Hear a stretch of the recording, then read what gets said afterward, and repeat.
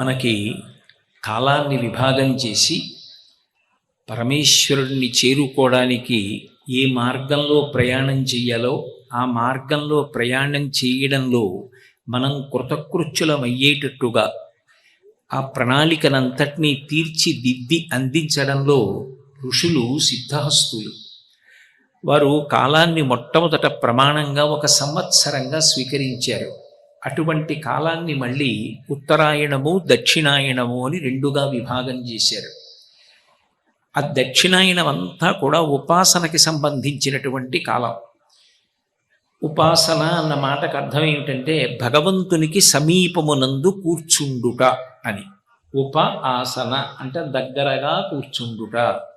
ఈ దగ్గరగా కూర్చుండుట అన్న మాటకు అర్థం నిజంగా భౌతికంగా ఏదో వచ్చి పక్కన కూర్చోవడము అని కాదు. నిరంతరము భగవంతుని యొక్క చింతన చేస్తూ ఉండడం. ఏ పని చేస్తున్నా భగవంతుడితో మనసు అనుసంధానమైతే ఉపాసన చేస్తున్నాడు అంటారు. అలా ఉపాసన చెయ్యడానికి అనుకూలమైన కాలం ఏది అంటే దక్షిణాయనం. ఈ దక్షిణాయన పుణ్యకాలంలో ఎవరైనా శరీరాన్ని విడిచిపెడితే అయ్యో పాపం అంటారు. కారణం ఏమిటంటే అయ్యో పుణ్యం సముపార్జించుకోవలసినటువంటి కాలంలో, ఈశ్వరోపాసన చేసుకోగలిగినటువంటి కాలంలో దాన్ని సక్రమంగా వినియోగించుకోకుండా శరీరాన్ని విడిచిపెట్టి పొందవలసినటువంటి ప్రయోజనాన్ని పొందలేకపోయాడే అని బాధతో అన్నమాటే తప్ప అంతకన్నా దాన్ని ఇంకొక రకంగా పెద్ద ప్రాధాన్యత ఇచ్చి తీసుకోవలసిన అవసరాన్ని ఆలోచన చెయ్యకూడదు. దక్షిణాయనం పుణ్య సముపార్జనకి బహుయోగ్యమైనటువంటి కాలం. అందుకే అలా పుణ్య సముపార్జన చేసుకోవడంలో, ఉపాసన చేయడంలో, భగవంతుడికి దగ్గరగా జరగడంలో, మనుష్య జన్మ యొక్క ప్రయోజనాన్ని సిద్ధింప చేసుకోవడంలో ఎటువంటి విఘ్నములు రాకుండా ఉండాలని గురువుగారి యొక్క అనుగ్రహం మన యందు ప్రసరించి గురువుగారి యొక్క వాక్కుల వెలుగులో మనం ఆ భగవంతుని మార్గంలో ప్రస్థానం చెయ్యాలని కోరుకుంటూ మొట్టమొదట గురు పౌర్ణమి చేసి గురువుకి నమస్కారం చేస్తాం. భాద్రపద మాసంలో విఘ్నేశ్వరుడికి నమస్కారం చేస్తాం. స్వామి మాకు ఈ మార్గమునందు ఏ విధమైనటువంటి విఘ్నములు కలగకుండుగాక, మేము ఈ కాలాన్ని సద్వినియోగం చేసుకునేటటువంటి అవకాశం మాకు కల్పించు. ఎందుచేత అంటే కాలము చాలా గొప్పదైనా దాన్ని ఉపయోగించుకోవడంలో వైక్లభ్యాలు వచ్చాయనుకోండి, విఘ్నాలు వచ్చాయనుకోండి, ఉదాహరణకి శరీరం సహకరించలేదనుకోండి, రుగ్మత పొందిందనుకోండి, అప్పుడు చేసుకోవలసినటువంటి సాధన చేసుకోలేడు. అందుకని విఘ్నములు రాకుండా మమ్మల్ని అనుగ్రహించమని విఘ్నేశ్వర చతుర్థి తీసి వినాయకుణ్ణి ప్రార్థన చేస్తాం. కృష్ణపక్షం అంతా కూడా భాద్రపద మాసంలో పితృపక్షం, అంటే మహాలయ అమావాస్య వస్తుంది తర్వాత మహాలయ పక్షం. కాబట్టి పితృదేవతల్ని ఉద్దేశించి మాత్రమే ప్రధానంగా కార్యక్రమాన్ని చేస్తారు. మనకి శరత్కాలము అంటాం, శరదృతు, ఈ శారదా నవరాత్రులు అని పిలుస్తూ ఉంటాం. మనం నవరాత్రులు అన్న పేరుతో చాలా నవరాత్రులు చేస్తాం. వినాయక నవరాత్రులు, గణపతి నవరాత్రుల తర్వాత శారదా నవరాత్రులు, అలాగే తర్వాత ఉత్తరాయణ పుణ్యకాల ప్రారంభంలో వసంత నవరాత్రులు. ఈ శరన్నవరాత్రులు అనేటటువంటి దాన్ని అసలు ఎందుకు ఋషులు నిర్ణయం చేశారు? వాటిని నవరాత్రులు అన్న పేరుతో 9 రోజులు మాత్రమే నిర్వహించాలి అని చెప్పడం వెనక 9 రోజుల తర్వాత విజయదశమి అన్న పేరుతో పర్వదినం వస్తోందని ఋషి ఏ కారణం చేత నిర్ణయం చేశారు అంటే, ఋషులు ఏది నిర్ణయం చేసినా తగిన ప్రాతిపదిక లేకుండా చెయ్యరు. వారు కాల విభాగం చెయ్యడంలో కాలమునందు అంతర్లీనంగా ఉండేటటువంటి భగవత్ శక్తిని లెక్క కట్టడంలో మనుష్య జన్మ సార్థక్యం పొందేటట్టుగా ఉపాసన చేసుకోవడానికి కాలమునందు ఎలా ప్రత్యేకమైనటువంటి విభూతి ప్రసరణం జరుగుతూ ఉంటుంది అనేటటువంటి విషయాన్ని దృష్టిలో పెట్టుకోవడంలో అందవేసినటువంటి సిద్ధహస్తులు. అందుకే మహానుభావులై శరన్నవరాత్రులను నిర్ణయం చేశారు. శరత్కాలము అనేటప్పటికీ తెల్లటి మబ్బులు కనపడతాయి. మా చిన్నతనంలో శరత్కాల మేఘం కనపడితే వెంటనే ఒక నూలుపోగు తీసి కట్టుకున్న బట్టలోంచి ఆ మేఘానికి సమర్పించి నమస్కరించమనేవారు. ఎందుకని అంటే దానికి ముందు వచ్చేటటువంటి శ్రావణ భాద్రపద మాసాలు వర్ష ఋతువు కనుక నల్లటి మేఘాలు వచ్చి ఆ మేఘాలు వర్షించి మనని ఏ కృతజ్ఞత చెప్పమని అడగకుండా వెళ్ళిపోతాయి. మనకి కావలసినటువంటి నీటిని అంతటినీ కూడా అందించి వెలవెలపోయినటువంటి ఆ తెల్లటి మేఘాలు ఆకాశంలో ఏ ప్రత్యుపకారాన్ని కృతజ్ఞతని ఆశించకుండా వడివడిగా వెళ్ళిపోతుంటే మాకు ఇంతటి మహోపకారాన్ని చేసి పాడి పంటలకు ఆలవాలమై ఆధారమై మమ్మల్ని అనుగ్రహించారు కనుక మీకున్నదంతా మాకిచ్చి వెళ్ళిపోతున్నారు కాబట్టి కృతజ్ఞత చెప్పడం అనేటటువంటిది కనీస ధర్మం కనుక కృతీచ ప్రతికర్తవ్యం దేశధర్మ సనాతన అని రామాయణ ఆర్షవాక్కు కనుక ఉపకారము చేసిన వారికి ప్రత్యుపకారం చెయ్యడంలో తడబాటు ఉండకూడదు కనుక వర్ష ఋతువులో ఎక్కడో సముద్రంలో ఉండేటటువంటి ఉప్పు నీటిని కడుపు నిండా తాగి చల్లటి తీయటి నీటిగా మార్చి నిరాధారమైనటువంటి ఆకాశమండలంలో ప్రయాణం చేసి వచ్చి వర్షించి మేము లేచి కృతజ్ఞత చెప్పామా చెప్పలేదా అని కూడా చూడకుండా మీకున్నదంతా మాకిచ్చేసి మీదున్నదంతా అయిపోయిన తరువాత తేలికైపోయి ఏమీ ఆశించకుండా వెళ్ళిపోతున్నటువంటి ఓ తెల్లని మబ్బులారా మీకు కృతజ్ఞతా పురస్సరంగా ఇదిగో బట్టలోని దారపు పోగు ఇస్తున్నాను అని నమస్కారం చేస్తారు. అంటే కృతజ్ఞతావిష్కారం చెయ్యడం అనేటటువంటిది ఈ జాతి జీవనంలో అంతర్భాగం. అటువంటి శరత్కాలం మబ్బులు తెల్లగా ఉంటాయి, చంద్రబింబం గొప్ప వెన్నెల కురిపిస్తూ ఉంటుంది. పరిణత చంద్రుడు అంటారు శరత్కాల చంద్రుణ్ణి. మిగిలిన పౌర్ణముల కన్నా ఒక్క శరత్కాలంలో వచ్చేటటువంటి పౌర్ణమి నాటి చంద్రబింబం విశేషమైనటువంటి కాంతులు కురిపిస్తూ ఉంటుంది. అటువంటి శరత్కాలం అంతా తెలుపుతో సంబంధాన్ని కలిగి ఉంటుంది. మనిషి జీవితానికి పరమ ప్రయోజనం ఏది అంటే జ్ఞానమును పొందడం. ఆ జ్ఞానాన్ని తెలుపు రంగుతో సూచిస్తారు. అందుకే మీరు జాగ్రత్తగా గమనిస్తే సరస్వతీదేవి తెల్లటి బట్ట కట్టుకుంటుంది, తెల్లటి తామర పువ్వులో కూర్చుంటుంది. విమలపటి కమలకుటి పుస్తక రుద్రాక్షస్తహస్తపుటి కామాక్షి పక్ష్మలాక్షి కలిత విపంచి విభాసి వైరించి అంటారు మూకశంకరులు మూకపంచశతిలో. తెల్లటి బట్ట కట్టుకుని తెల్లటి కాంతులతో తెల్లటి పద్మంలో కూర్చుని శాంతికి జ్ఞానమునకు పవిత్రతకు పర్యాయపదమైనటువంటి తెలుపుతనానికి మారుపేరుగా శారద శోభిస్తూ ఉంటుంది. దక్షిణామూర్తి స్వరూపంగా ఉండేటటువంటి విద్యలకు అధిదేవత అయినటువంటి శంకరుడు కూడా తెల్లటి రంగులు పొంది ఉంటాడు. ఎందుచేత అంటే అది ఏదో బాహ్యంలో భౌతికంగా వర్ణమని కాదు. ఈశాన సర్వ విద్యానాం ఈశ్వర సర్వభూతానాం బ్రహ్మాధిపతిర్ బ్రహ్మణోధిపతిర్ బ్రహ్మా శివో మే అస్తు సదాశివోం. అందుకే సమస్త విద్యలకు అధిదేవత అయినటువంటి శంకరుడు తెల్లటి వర్ణంలో ఉంటాడు అన్న మాటకు అర్థం ఏమిటి అంటే ఆ నేర్చుకున్నటువంటి విద్య యొక్క పరమావధి ఏది అంటే శాంతిని పొందడం, తన చుట్టూ ఉన్న వాళ్ళని ప్రశాంతంగా ఉంచడం, తాను పవిత్రంగా ఉండడం, 10 మందిని పవిత్రంగా ఉంచడం. ఇది తెలుపు వర్ణము చేత సంకేతింపబడుతుంది. అందుకే ఇప్పటికీ శాంతికి తెలుపుని చిహ్నంగా చూపిస్తారు. శాంతి కపోతాలు విడిచిపెట్టారు అంటారు. అటువంటి మనుష్య జన్మ యొక్క చరమ ప్రయోజనమైనటువంటి జ్ఞానమును ఆవిష్కరించేటటువంటి ఋతువు కనుక వీటికి శరదృతువు అన్న పేరుతో ఈ రోజులు అన్వయమయ్యాయి.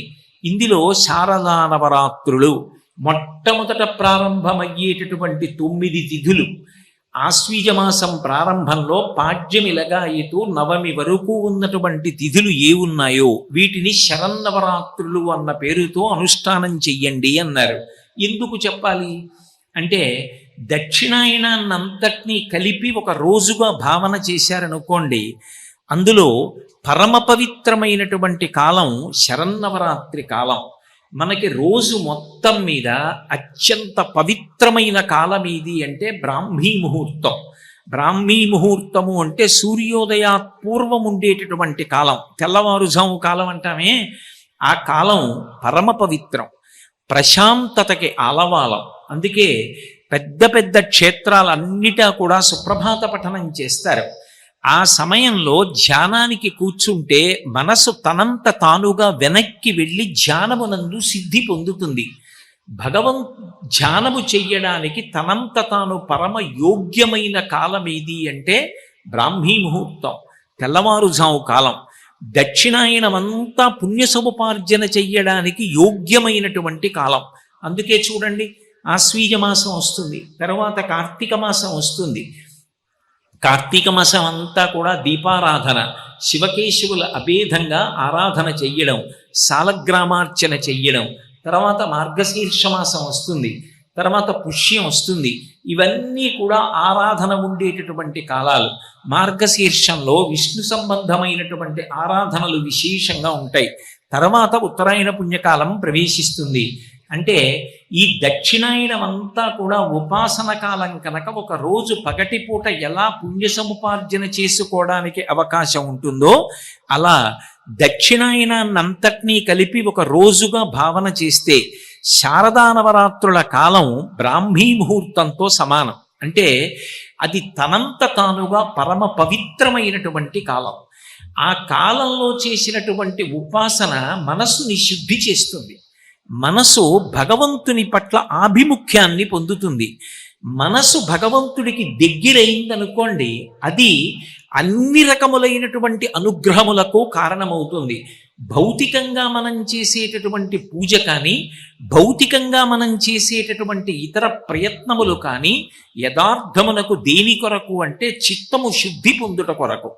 నేను ఒక పూజకి కూర్చున్నాను అనుకోండి, ఎందుకు కూర్చోవాలి పూజకి అంటే మార్చి మార్చి ఉపచారములు చెయ్యడంలో భగవంతుణ్ణి మనసులో దర్శనం చెయ్యడానికి, మానసికంగా నేను భగవంతుడికి దగ్గరగా జరగడం కోసం పూజ అనేటటువంటిది నాకు ఒక ఆలంబనం.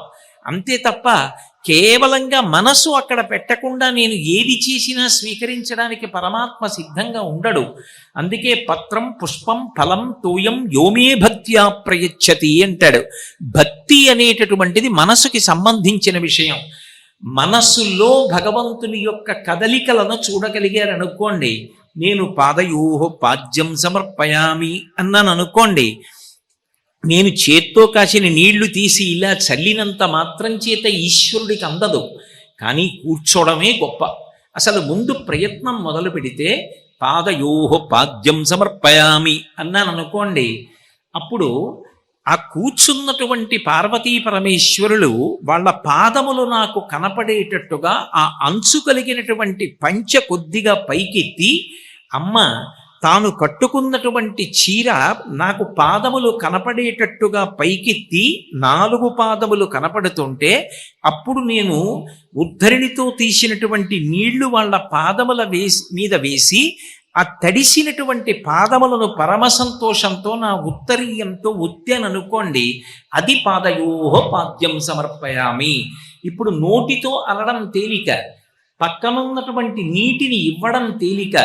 కానీ మనస్సుని అక్కడ పెట్టి ఆ 4 పాదములను, పాదములకు ఉన్నటువంటి లత్తుకను పారాణిని దర్శనం చేసి, నేను నీళ్లు పోసినప్పుడు పాదముల మించి జారినటువంటి నీటి ధారని దర్శించి నా ఉత్తరీయంతో తొడవాలి అంటే నేను నా మనసుని అక్కడ నిలబెట్టాలి. మనసుని నిలబెట్టలేదనుకోండి, అది తంతు అవుతుంది, అది ఈశ్వరుడు స్వీకరించడు. మనసు లగ్నం అవ్వాలి అంటే కాలము కూడా కలిసి రావాలి. అన్ని కాలముల యందు మనసు తేలికగా వెనక్కి వెళ్ళదు. ఒక్క తెల్లవారుజాము కాలం మాత్రం తనంత తానుగా మనసు వెనక్కి వెళ్ళడానికి యోగ్యమైన కాలం. అందుకే బ్రాహ్మీ అంటే సరస్వతీ సంబంధంతో చెప్తారు. బ్రాహ్మీ ముహూర్తంలో చేసేటటువంటి పూజ, బ్రాహ్మీ ముహూర్తంలో చేసేటటువంటి సాధన, ధ్యానము విశేష ఫలితాన్ని ఇస్తాయి. ఎందుకంటే మనసు తొందరగా వెనక్కి వెడుతుంది. దక్షిణాయనాన్నంతటినీ కూడా మీరు ఒక రోజుగా పరిగణన చేస్తే తెల్లవారుజావు కాలంగా పరిగణింపబడేది ఏది అంటే శారదా నవరాత్రులు. ఈ మొట్టమొదటి 9 రోజులు తెల్లవారుజాముతో సమానం. ఆ సమయంలో భగవతిని ఆరాధన చేస్తారు. ఎందుకు భగవతిని ఆరాధన చెయ్యాలి అంటే, అమ్మ యొక్క ఉపాసన లోకంలో చాలా తేలికైనటువంటి ఉపాసన.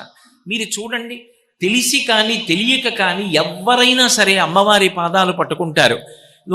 వేదాంగములు చదువుకున్నవాడు కానివ్వండి, గాయత్రి అన్న పేరుతో అమ్మవారి ఉపాసన చేస్తాడు. ఏమీ చదువుకోని వ్యక్తి కానివ్వండి, మరిడమ్మ అని ఒక్కసారి నమస్కారం పెడితే మళ్ళీ మళ్ళీ గుర్తుపెట్టుకుని ఇచ్చే అమ్మ అని నమస్కారం చేస్తాడు. ఆ అమ్మ అనుగ్రహం ఉంటే తలుపులు తీస్తే ఇంట్లోంచి చీడ బయటికి పోతుంది, రావలసింది లోపలికి వస్తుంది. అందుకని తలుపులమ్మ అంటాడు. అందరికన్నా మా ఊరికి ముందొచ్చి మా ఊళ్ళో నివాసం ఉండి మమ్మల్ని బిడ్డల్ని చేసి కాపాడుతున్న తల్లి, అందుకని పేరంటాలమ్మ అంటాడు. ఎంత ముందొచ్చిన తల్లో తెలియదు కాబట్టి ముసలమ్మ అంటాడు. కాదు కాదు, ఈ ఊరికంతటికీ కూడా కాపలా కాస్తూ రాత్రింబవళ్ళు బిడ్డల్ని చేసుకుని ఊరిని కాపాడుతోంది కాబట్టి పోలేరమ్మ అంటాడు. తెలిసున్న వాడి దగ్గర నుంచి తెలియని వాడి వరకు అందరికీ మనసుకి శాంతి ఎక్కడ కలుగుతుంది అంటే అమ్మ అన్న మాట దగ్గర కలుగుతుంది. అందుకే శంకరాచార్యుల వారు మాతాలహరి అనలేదు, మాతానందలహరి అనలేదు, సౌందర్యలహరి అన్నారు. అమ్మయే సౌందర్యం. అన్ని లోకంలో సౌందర్యం కాదు. అక్కడ ఒక పెద్ద నాగుపాం పడగ విప్పి ఆడుతోందనుకోండి, దాని పడగల మీద మణులు ప్రకాశిస్తున్నా నేను దగ్గరికి వెళ్ళి దాన్ని పట్టుకోలేను. పెద్ద పులి నోరు విప్పినప్పుడు చాలా ఆనందంగా అనిపించినా దగ్గరికి వెళ్ళి చూడలేను. అది సౌందర్యం కాదు, ప్రాణాంతకం. దగ్గరికి వెడితే ప్రాణం పోతుంది. కానీ అమ్మ, నేను పుట్టినప్పుడు నేను ఎవరో ఆవిడికి తెలియదు. తాను జనన మరణ సమస్యని ఎదుర్కొని నేను పుట్టినప్పుడు అంత కష్టపడి నాకు జన్మ ఇచ్చిన తల్లికి నేను కృతజ్ఞత చెప్పలేకపోయినా, అజ్ఞానంలో పడున్న మలమూత్రములు ఆవిడ మీద విసర్జించిన ఆవిడ నా శరీరాన్ని తుడిచి దగ్గరికి తీసుకుని స్తన్యమిచ్చి పెంచి పెద్ద చేసి నా కోసం ఉపవాసాలు చేసి పూజలు చేసి ప్రాణం పోయేటప్పుడు కూడా నేను అభ్యున్నతిని పొందాలని, నేను వృద్ధిలోకి రావాలని కోరుకుని విడిపోయినటువంటి తల్లి అమ్మ. అమ్మయే సృష్టికర్త, అమ్మయే స్థితికర్త, అమ్మయే ప్రళయకర్త. అందుకే వేదమంతటిది మాతృదేవో భవ అని మొట్టమొదటి నమస్కారం అమ్మకి చేయించింది. అటువంటి అమ్మ అనేటప్పటికీ ఉపాసన చాలా తేలిక. అమ్మ దగ్గరికి వెళ్ళడం, అమ్మ దగ్గర కూర్చోవడం, అమ్మ చెయ్యి పట్టుకోవడం, అమ్మ పాదాలు పట్టుకోవడం, అమ్మ పెట్టింది తినడం పరమ ప్రేమతో ఉంటాయి. కాబట్టి అమ్మగా ఉపాసన చేయడం అనేటటువంటిది ఈ లోకంలో ఏ సంప్రదాయం వారికైనా సరే విధింపబడింది. అసలు అమ్మని ఉపాసన చెయ్యనటువంటి సంప్రదాయాలు ఉండవు. కాబట్టి అమ్మవారి ఉపాసన చెయ్యండి అని చెప్పడానికి కారణం ఏమిటంటే ఆవిడ తమో గుణాన్ని పోగొడుతుంది. అసలు వేళ పట్టున నిద్ర లేస్తే కదూ తెల్లవారుజామును ఉపయోగించుకోవడం. అసలు నేను ఉదయం 7:30 వరకు నిద్రే లేవననుకోండి, ఆ కాలము ఎంత గొప్పదైనా కావచ్చు, నేను 100 ఏళ్ళు బ్రతకచ్చు. 100 సంవత్సరాల నా ఆయుర్దాయంలో నేను ఒక్కనాడు కూడా బ్రాహ్మీ ముహూర్తమునందు నిద్ర లేవనప్పుడు ఆ సమయం నాకు ఏ రకంగా ప్రయోజనాన్ని కట్టబడుతుంది? 100 ఏళ్ళు బ్రతకడం మంచిదే, కానీ 100 ఏళ్లలో కనీసం ఒక 70 సంవత్సరాలైన తెల్లవారుజాము సమయంలో నిద్ర లేచి ఉదయిస్తున్న సూర్యబింబానికి స్వాగతం పలికి నమస్కారం చెప్పగలిగితే అప్పుడు నా జన్మ సార్థక్యం. తమోగుణం పోవాలి, బడలిక పోవాలి, అలసట పోవాలి, ఉత్సాహం కలవాలి, నిద్ర లేవాలి, ఆ సూర్యబింబానికి స్వాగతం పలకాలి, నేను నా జన్మ సార్థక్యం పొందాలి. ఇటువంటి ప్రేరణ పొందాలి అంటే ముందు తమో గుణాన్ని తీయగలిగినది ఎవరు అంటే అమ్మవారు తీసేస్తుంది. అందుకే అమ్మవారి ఉపాసన చెయ్యండి అని చెప్పారు. నిజానికి భగవంతుణ్ణి అమ్మగా పిలిచినా అయ్యగా పిలిచినా ఏ పేరు పెట్టి పిలవకపోయినా పలికేది మాత్రం ఆయనే. స్త్రీ పురుష నపుంసక మూర్తియును కాక తిర్య కమర నరాది మూర్తియును కాక కర్మ గుణభేద సదసత్ప్రకాశి కాక వెనుక నందియుతానగు విభుతలంతు అంటారు పోతన గారు భాగవతంలో. స్త్రీ అని పిలిచినా, పురుషుడు అని పిలిచినా, నపుంసకమూర్తి అని పిలిచినా, అసలు ఏ లింగభేదం లేకుండా ఏ పేరు పెట్టి పిలవకపోయినా పలికేటటువంటిది మాత్రం ఆ పరమేశ్వరుడే.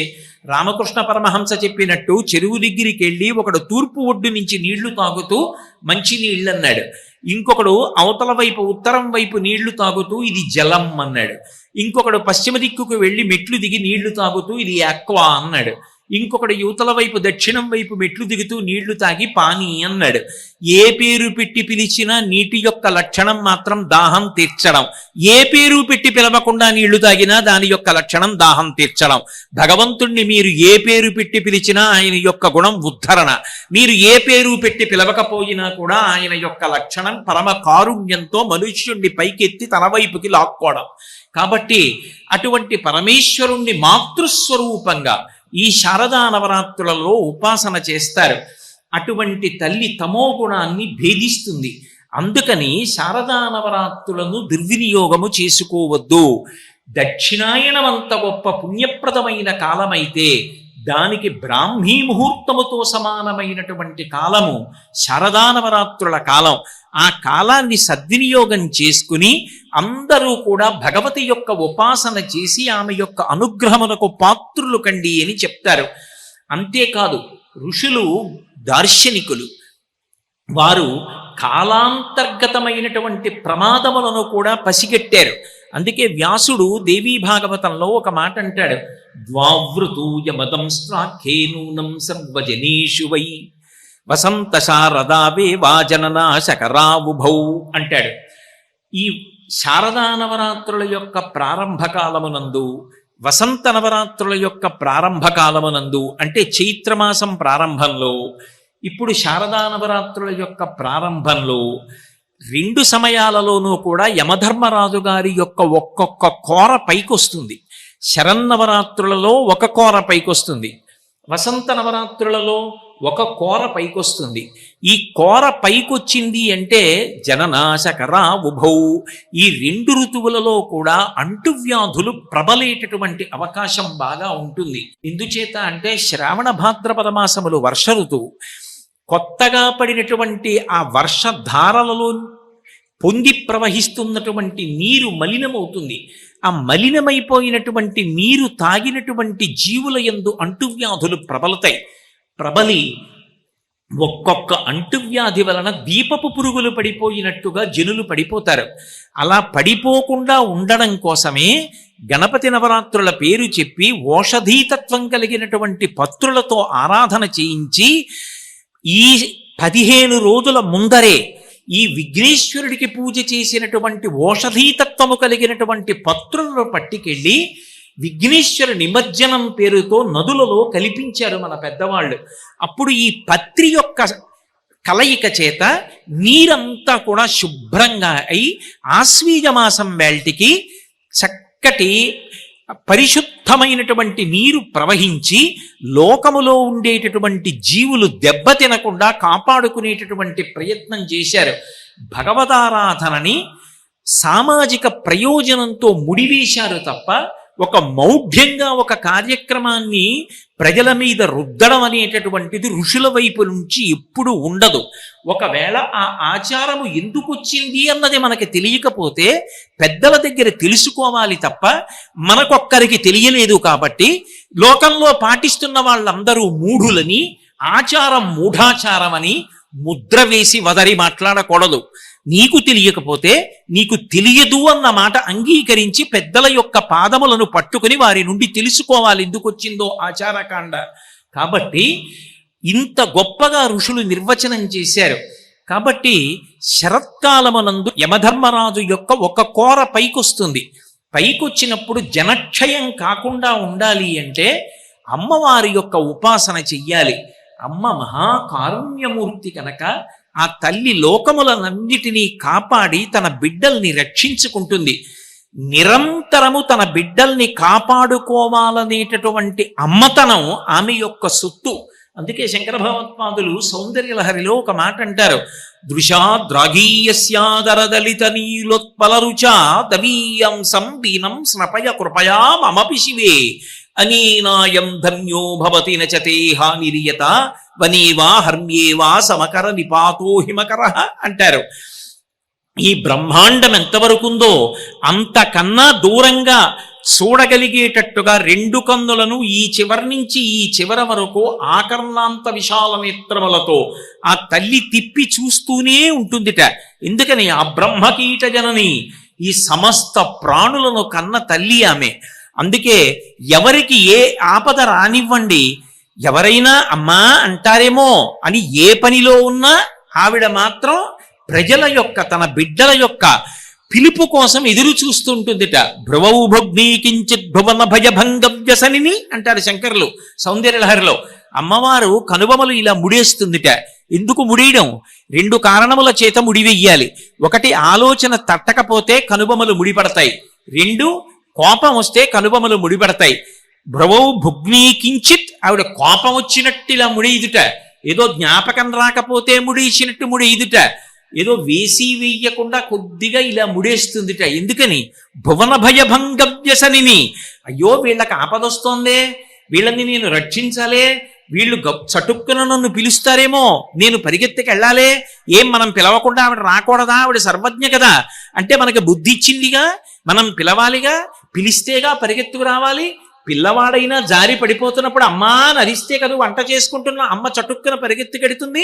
ఎవరు పిలుస్తారో అని ఆ తల్లి నిరంతరం అంత జాగ్రత్తగా కళ్ళు ఈ చివరి నుంచి ఆ చివరి వరకు తిప్పుతూ చూస్తూ ఉంటుందిట. అంతటి దయాస్వరూపిణి కనుకనే ఆ అమ్మవారి యొక్క ఉపాసన ఈ శరత్కాల ప్రారంభంలో చేస్తారు. అలాగే వసంత నవరాత్రుల ప్రారంభంలో కూడా అమ్మవారి ఉపాసన చేస్తారు. ఈ 2 ఉపాసనల చేత లోకమునంతటినీ కూడా రక్షించుకుంటారు. మీతో నేను ఇంత పూర్వం మనవి చేసి ఉన్నాను.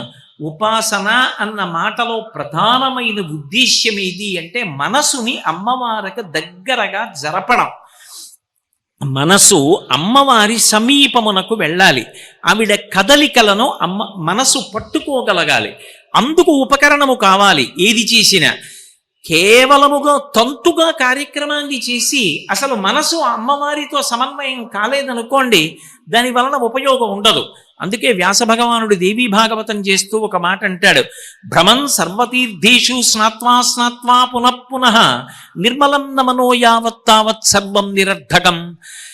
ఎన్ని తీర్థాలకి వెళ్ళండి, ఎన్ని క్షేత్రాలకి వెళ్ళండి, ఎన్ని నదులకు వెళ్ళండి, ఎంత స్నానం చెయ్యండి, తప్పు కాదు, వెళ్ళడం గొప్ప. అసలు ప్రారంభం చేశాడు మంచిదేగా.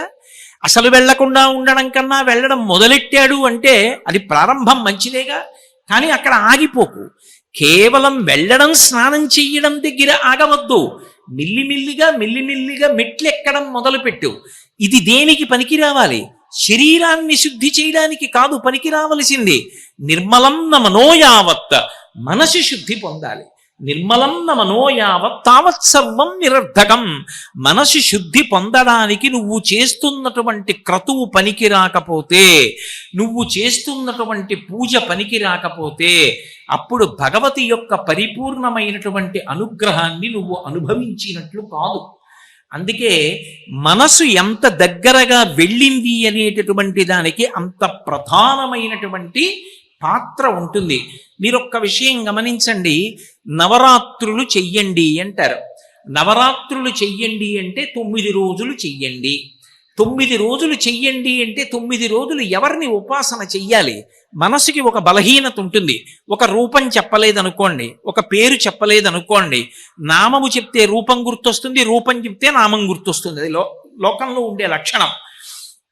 నేను మీతో ఏదో నల్లగా ఉంటుందే, మట్టితో చేస్తారే, నీళ్లు పోస్తే చల్లగా ఉంటాయే, కింద పడితే పగిలిపోతుందే, కుమ్మరి వాళ్ళు తయారు చేస్తుంటారు చూశారు అన్నాను అనుకోండి, ఆ కుండ అంటారు. నేను రూపం చెప్తే నామం చెప్తారు. నేను కుండ అన్నాను అనుకోండి, ఒక కుండ తీసుకురండి అన్నాను అనుకోండి, మీరు కుండే తీసుకొస్తారు తప్ప బింది తీసుకురారు. నామం చెప్తే రూపం గుర్తొస్తుంది, రూపం చెప్తే నామం గుర్తొస్తుంది. అది మనసుకుండేటటువంటి లక్షణం. అసలు మనసు పట్టుకోవాలంటే దానికి నామము రూపము ఈ 2 కావాలి. ఈ 2 ఇవ్వలేదనుకోండి, మీరు భగవతిని పట్టుకోండి అని నేను చెప్పి వెళ్ళిపోయాను అనుకోండి, వెంటనే మీరు ప్రశ్న వేస్తారు, ఏమండి భగవతిని పట్టుకోండి అంటే కనకదుర్గమ్మని పట్టుకోవాలా, లేకపోతే ఏదో తిరువాణక్కోయిల్లో జంబుకేశ్వరంలో ఉండేటటువంటి అఖిలాండేశ్వరిని పట్టుకోవాలా, కంచిలో ఉండే కామాక్షిని పట్టుకోవాలా, మధురైలో ఉండే మీనాక్షిని పట్టుకోవాలా, ఎవరి పాదములు పట్టుకోవాలి? ఎలా ఉపాసన చెయ్యాలి? సరస్వతినా, పార్వతినా, లక్ష్మినా, ఏ నామంతో పిలవాలి, ఏ రూపంతో ఆరాధన చెయ్యాలి అని ఒక అనుమానం వస్తుంది. అలా అనుమానం రావలసిన అవసరం లేకుండా ఋషి నివృత్తి చేశాడు. మొట్టమొదటి 3 రోజులు మహాకాళీ స్వరూపంతో ఉపాసన చెయ్యాలి. తర్వాత 4, 5, 6 ఆ 3 రోజులు మహాలక్ష్మీ స్వరూపంగా ఉపాసన చెయ్యాలి. 7, 8, 9 ఈ 3 రోజులు మహాసరస్వతీ స్వరూపంగా ఉపాసన చెయ్యాలి. ఈ 9 రోజులు ఉపాసన చేస్తే 10వ రోజు సిద్ధి విజయదశమి. ఇందులో మీరు ఒక చిత్రమైనటువంటి విషయాన్ని గమనించాలి. నవరాత్రులు అంటారు. 9 పగళ్ళు ఉపాసన చెయ్యండి అనరు. నిజానికి 9 రాత్రుల ఉపాసన మనం ఏం చేస్తాం? శారదా నవరాత్రుల్లో కూడా మహా అయితే పునఃపూజ కొంచెం ఆలస్యమైనా 10 గంటలకో 11 గంటలకో నిద్రపోతాం. రాత్రి తెలివిగా ఉండంగా మరి రాత్రి అన్న మాట ఎందుకు వచ్చింది అంటే, చీకటి అన్న మాటకు అర్థం ఏమిటంటే భయమునకు పర్యాయ పదము. చీకటిగా ఉందండి, వెళ్ళడానికి భయం వేస్తోంది అంటాడు. ఏమిటి చీకటిగా ఉంటే భయం ఎందుకు అంటే, చీకటి ఎందు ఉన్న వస్తువు ఏదో తెలియదు. అక్కడ ఒక తాడు పడుందనుకోండి, పావులా కనపడుతుంది. పావులా కనపడగానే అది పడగ కదులుపుతోందనిపిస్తుంది. పడగ కదిపితేందనిపిస్తే బుసగొడుతోందనిపిస్తుంది. ఒళ్ళు చెమట్లు పట్టి భయం వేస్తుంది.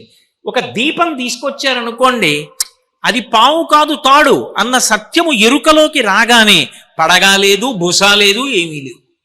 అంటే చీకటి అన్న మాటకర్థం సత్యము తెలియకుండుట. ఏది ఏదో తెలియలేదు కాబట్టి భయం.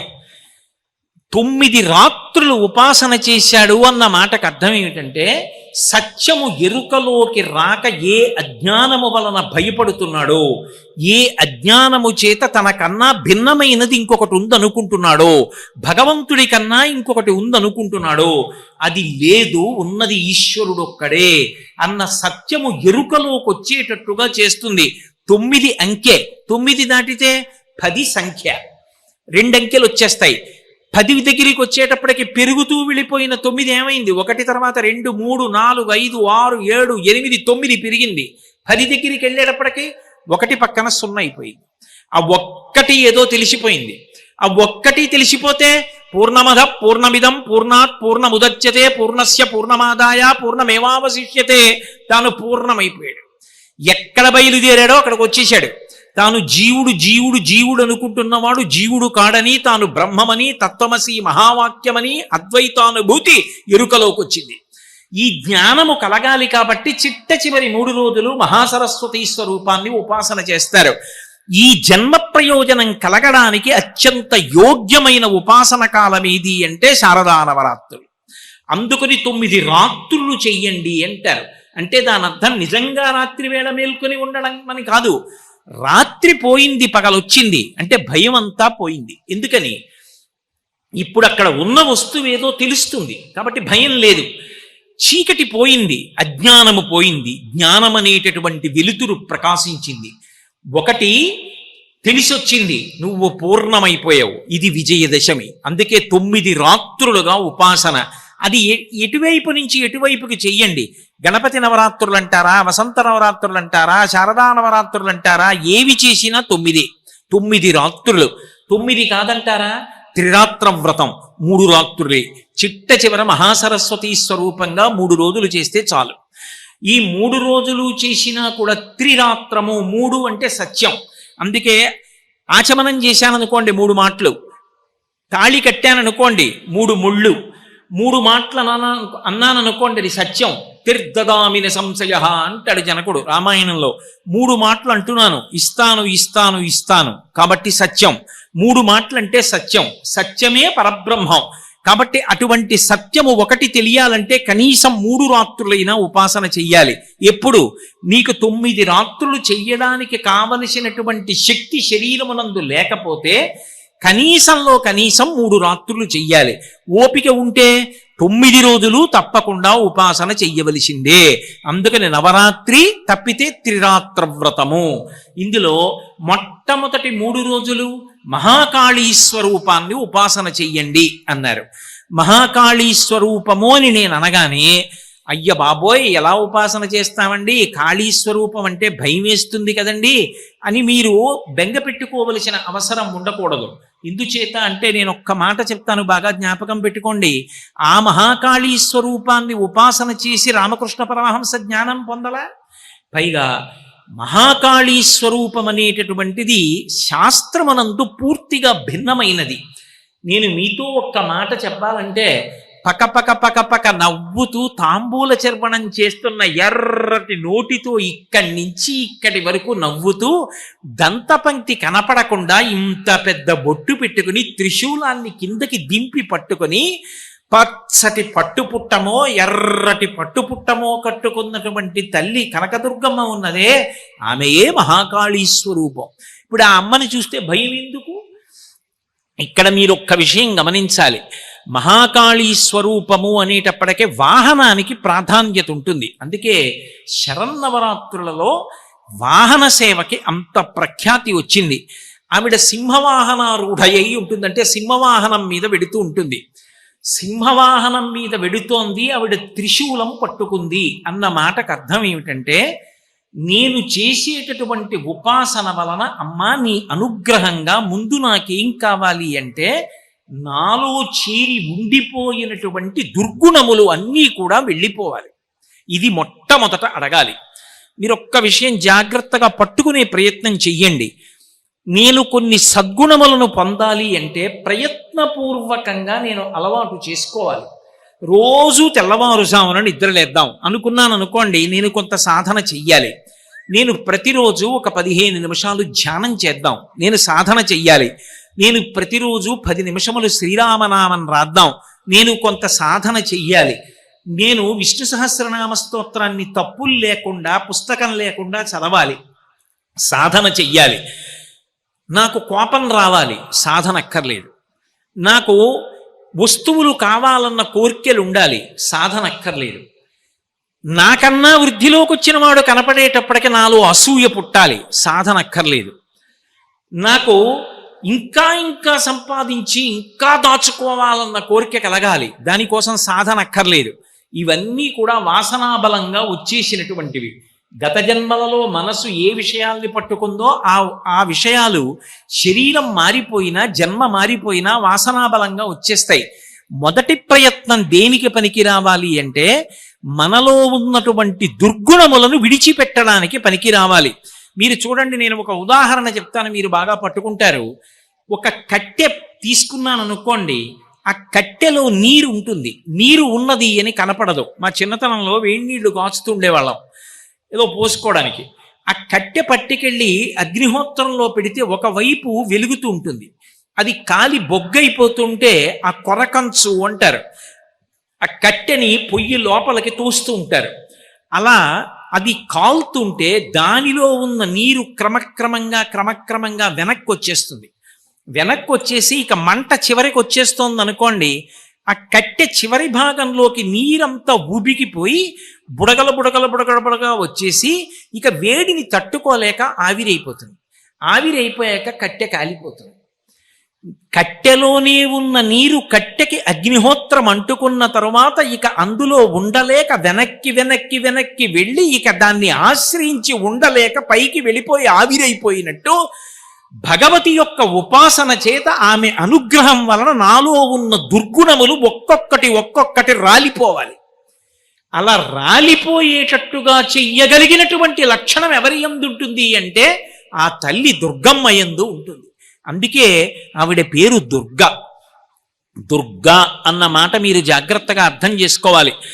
ఎంతో కష్టపడి ఉపాసన చేస్తే తప్ప అసలు ఆవిడ యొక్క అనుగ్రహం పొందడానికి సాధ్యం కానటువంటి పరదేవత కేవలము ఆ నామాన్ని ఉచ్చరించిన మాత్రం చేత, స్మరించినంత మాత్రం చేత సమస్తమైన శుభములను వర్షించడానికి ఒక రూపాన్ని పొంది వచ్చి కూర్చుంటే దాని పేరు దుర్గా. నిజంగా రూపాన్ని ఉపాసన చెయ్యాలనుకోండి, మంత్రం చెయ్యాలనుకోండి, ఒక హోమం చెయ్యాలనుకోండి, చాలా కష్టం. కానీ పరమకారుణ్యంతో వచ్చి కూర్చుని ఆ పేరు చెప్పినా, పేరు స్మరించినా, ఆవిడ రూపాన్ని స్మరించినా అనుగ్రహించేస్తానందనుకోండి, రాశీభూతమైనటువంటి దయాస్వరూపంగా వచ్చి కూర్చుంటే ఆవిడికి దుర్గా అని పేరు. నిజానికి దుర్గా అన్న మాటలో డకారము, ఉకారము, రకారము, గకారము, అకారము 5 అక్షరాలు కలిస్తే దుర్గా. దుర్గా అన్న పేరు ఎందుకు వచ్చిందంటే, ద అంటే దైత్యనాశనం. ఆమె రాక్షసులను పరిమారుస్తుంది. ఎక్కడెక్కడ ధర్మానికి వ్యతిరేకమైనటువంటి వాళ్ళు ఉంటారో వాళ్ళని పరిమార్చడం ఆమె యొక్క లక్షణం. 2 దుర్గా ద ఉ ఉకారము విఘ్ననాశనం, అంటే విఘ్నములను తీసేస్తుంది ఆవిడ. ఏదైనా ఓ కార్యం తలపెట్టగానే అది జరగకుండా అడ్డొచ్చేటటువంటి ప్రతిబంధకాన్ని తీసేస్తుంది, అందుకని విఘ్ననాశనం చేస్తుంది. రోగనాశనం, శరీరానికి వచ్చేటటువంటి రోగమును పోగొట్టి ఆ శరీరము ఆరోగ్యంగా ఉండి భగవతిని ఉపాసన చెయ్యడానికి కావలసిన శక్తిని అనుగ్రహిస్తుంది కాబట్టి గత జన్మలలోనూ ఈ జన్మలోనూ ఇతపూర్వం చేసినటువంటి పాపములు ఏవున్నాయో ఆ పాపములు ఆవిడని అనుగ్రహాన్ని పొందడానికి వెళ్ళేటటువంటి మార్గంలో అడ్డొచ్చి ఆవిడ వైపుకి నడవకుండా అడ్డుపడకుండా తొలగిస్తుంది, పాపములను తొలగిస్తుంది. కాబట్టి అకారము చేత శత్రుభయాన్ని తీసేస్తుంది. శత్రుభయం అంటే శత్రువుల్ని చంపుతుంది అని అన్వయం చేయకూడదు. నా మీద శత్రుభావన ఎవడు పెట్టుకున్నాడో వాడికి శత్రుభావన పోతుంది. నిష్కారణంగా శత్రుభావన పెట్టుకున్నాడు, నిజంగా ఆయన నా మీద చేస్తున్న ఆరోపణలు శుద్ధ అబద్ధాలన్న విషయం ఆయనకు కూడా తెలుసు. కానీ ఒక తృప్తి, వాడి మీద బురద జల్లితే నాకో సంతోషం అని, ఆ బుద్ధి ఆయన ఎందు పోతుంది. కొంతకాలానికి పోయి తప్పు రాని చేస్తున్నది ఎందుకు నిష్కారణంగా నేను ఆయన మీద బురద జల్లడం, ఆయన మంచివాడో చెడ్డవాడో నాకు తెలీదా, ఇక పైన నేను ఈ పని చెయ్యను అని అవతల వాడిలో మార్పు వచ్చి నేను ఆయన చెయ్యి పట్టుకొని పరమ సంతోషంతో ప్రస్థానం చేసేటటువంటి అవకాశం ఇస్తుంది. వాడు ధర్మ వ్యతిరేకి అయి బుద్ధి మారకపోతే అప్పుడు పరిభావిస్తుంది. కాబట్టి శత్రునాశనం చేస్తుంది, భయనాశనం చేస్తుంది. దేని గురించి భయపడుతున్నామో ఆ భయం లేకుండా తల్లి చేస్తుంది. వీటన్నిటినీ ఏకకాలమునందు ఇవ్వగలిగినది కాబట్టి దుర్గా. అందుకే ఎక్కడెక్కడ మనలోకి చేరకూడని ఉన్నాయో వాటినన్నిటినీ తీసేసేది ఎవరో ఆ తల్లికి దుర్గా అని పేరు. ఆ తల్లి యొక్క పాదములను పట్టుకున్నామనుకోండి, అమ్మా నువ్వు అనుగ్రహించాలి, నా అంత నేను కోపాన్ని పోగొట్టుకోలేకపోతున్నాను. ఎక్కడి నుంచి వస్తుంది కోపం? ఇప్పుడు నేను ఇవాళ ఇక్కడికి వచ్చాను అంటే ఎక్కడి నుంచి వచ్చారండి అని అడిగితే కాకినాడ నుంచి వచ్చానండి అని చెప్తాను. నాకు కోపం వచ్చిందనుకోండి, ఎక్కడి నుంచి వచ్చిందండి కోపం అని అడిగారు అనుకోండి, ఎక్కడి నుంచి వచ్చిందని చెప్పాలి? ఇక్కడే ఉంటుంది కోపం, ఇక్కడున్నదే పైకి వస్తుంది. ఒకసారి కోపం కానీ వచ్చిందనుకోండి వికృతమైన రూపాన్ని పొందుతాడు. అసలు మనిషి ఆలోచన ఇక సక్రమంగా ఉండదు, మనసులో రాక్షసుడు ప్రవేశిస్తాడు, ఊగిపోతాడు. నోటి వెంట ఏ మాట వస్తుందో తెలియదు. నేను ఇలా మాట్లాడవచ్చా మాట్లాడకూడదా యుక్తాయుక్త విచక్షణ ఉండదు. క్రుద్ధ పాపం నకుర్యాత్కః క్రుద్ధో హన్యాగురూనపి క్రుద్ధ పరుషయా వాచా నరం సాధూన దీక్షిపేత్. ఆ క్రోధం వచ్చిన వాడు ఊగిపోతాడు.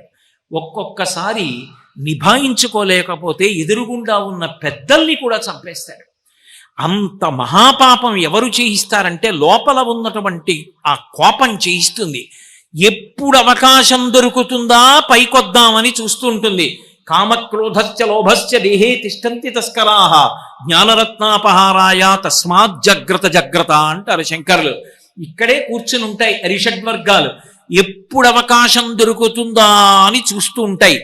చిన్న అవకాశం దొరికిందా చటుక్కన పైకి లేస్తాయి, లేచిందా అసలు మనిషి రూపమే మారిపోతుంది. ఊగిపోతాడు, ఉనికిపోతాడు. నోటితో ఏది మాట్లాడుతున్నాడో తెలియదు, ఏం చేస్తున్నాడో తెలియదు. ఆ తర్వాత జీవితాంతం తలకొట్టుకున్న ఉపయోగం ఏముంటుంది? ఒక్కసారి కానీ క్రోధము మనిషిని ఆవహించిందా అంత పాపాన్ని మూటకట్టుకుంటాడు. కామమైనా అంతే, లోభమైనా అంతే, మదమైనా అంతే, మాత్సర్యమైనా అంతే. ఈ గుణములను నియంత్రించి వీటిని అదుపులో ఉంచి మనిషి పశువు కాకుండా చూడగలిగినటువంటి తల్లి ఎవరు అంటే ఆ తల్లి జగన్మాత అయినటువంటి దుర్గా. ఆమెయే మహాకాళీ స్వరూపం. అందుకే మొట్టమొదటి 3 రాత్రులు దుర్గని ఉపాసన చేస్తారు.